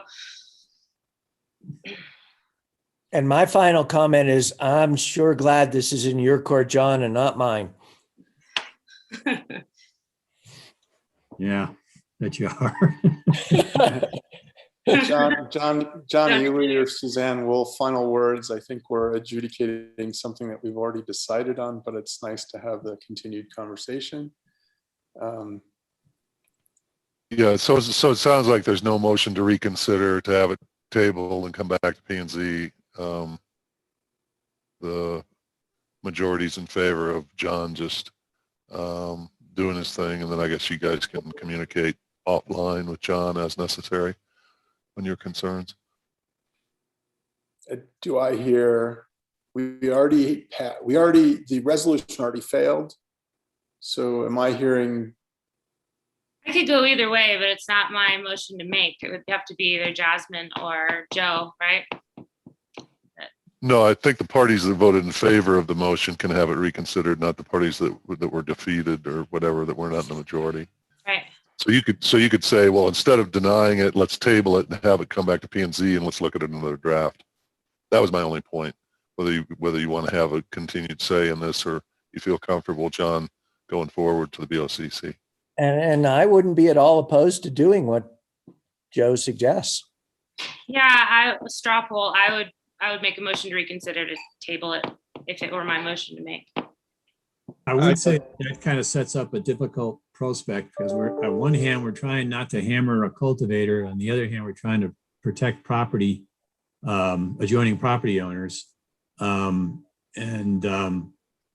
given the timing of the CDA's position on really what they articulated in their application process regarding preemption, is sort of, now is the time to act, or we run the risk of missing a grow season and perhaps, having other implications affected as well. So. Well, maybe I shouldn't have said anything and we just should have moved on, but in any event, I understand the concern. So. Well, and what happens if It's the your call. BOCC has similar reservations, John, and they voted? Right. Well, they're the elected board, they get the final word. But if they, when they looked at it initially, it was a 4-1 vote. So the reservations that you guys have had or expressed might be picked up, and it might go the other direction. I never guarantee votes to anybody. You never know what's going to happen until it happens sometimes. So Joe or Jasmine, it's your move if you're looking to entertain tabling the motion. No, I don't think it's up to me. I think it's up to the majority to make a decision. So your guys' call. Otherwise, it sounds like John would prefer that we don't do that and have it come back to P&Z. And you guys certainly, what our whole discussion will be passed along to the BOCC. No, maybe not the whole discussion, but the gist of it and the concerns. And so if you have, that's true. Yeah. And then, hey, let's face it, the land use code's what's a living document. So, we can always revisit this thing and amend the regulation if it doesn't sit well with you guys. You can propose it. Yeah, and a permittee can always recommend changes to it as well, right? Absolutely, yeah.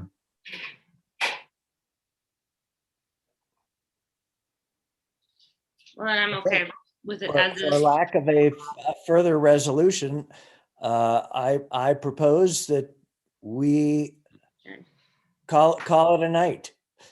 Okay, I'm in favor. I agree. Excellent. It's been nice talking with everyone. It's nice to see everyone's face and hear your opinions. And I really do appreciate, John, your CLE that I just had on preemption. Thank you. Sure. Yes, it's nice seeing everybody. It's good, even though I'm still isolated in this little room here. So it's nice seeing everybody's face, once in a while. Okay. Thanks, everyone. Okay. Thanks, everybody. Bye, guys. Thank you.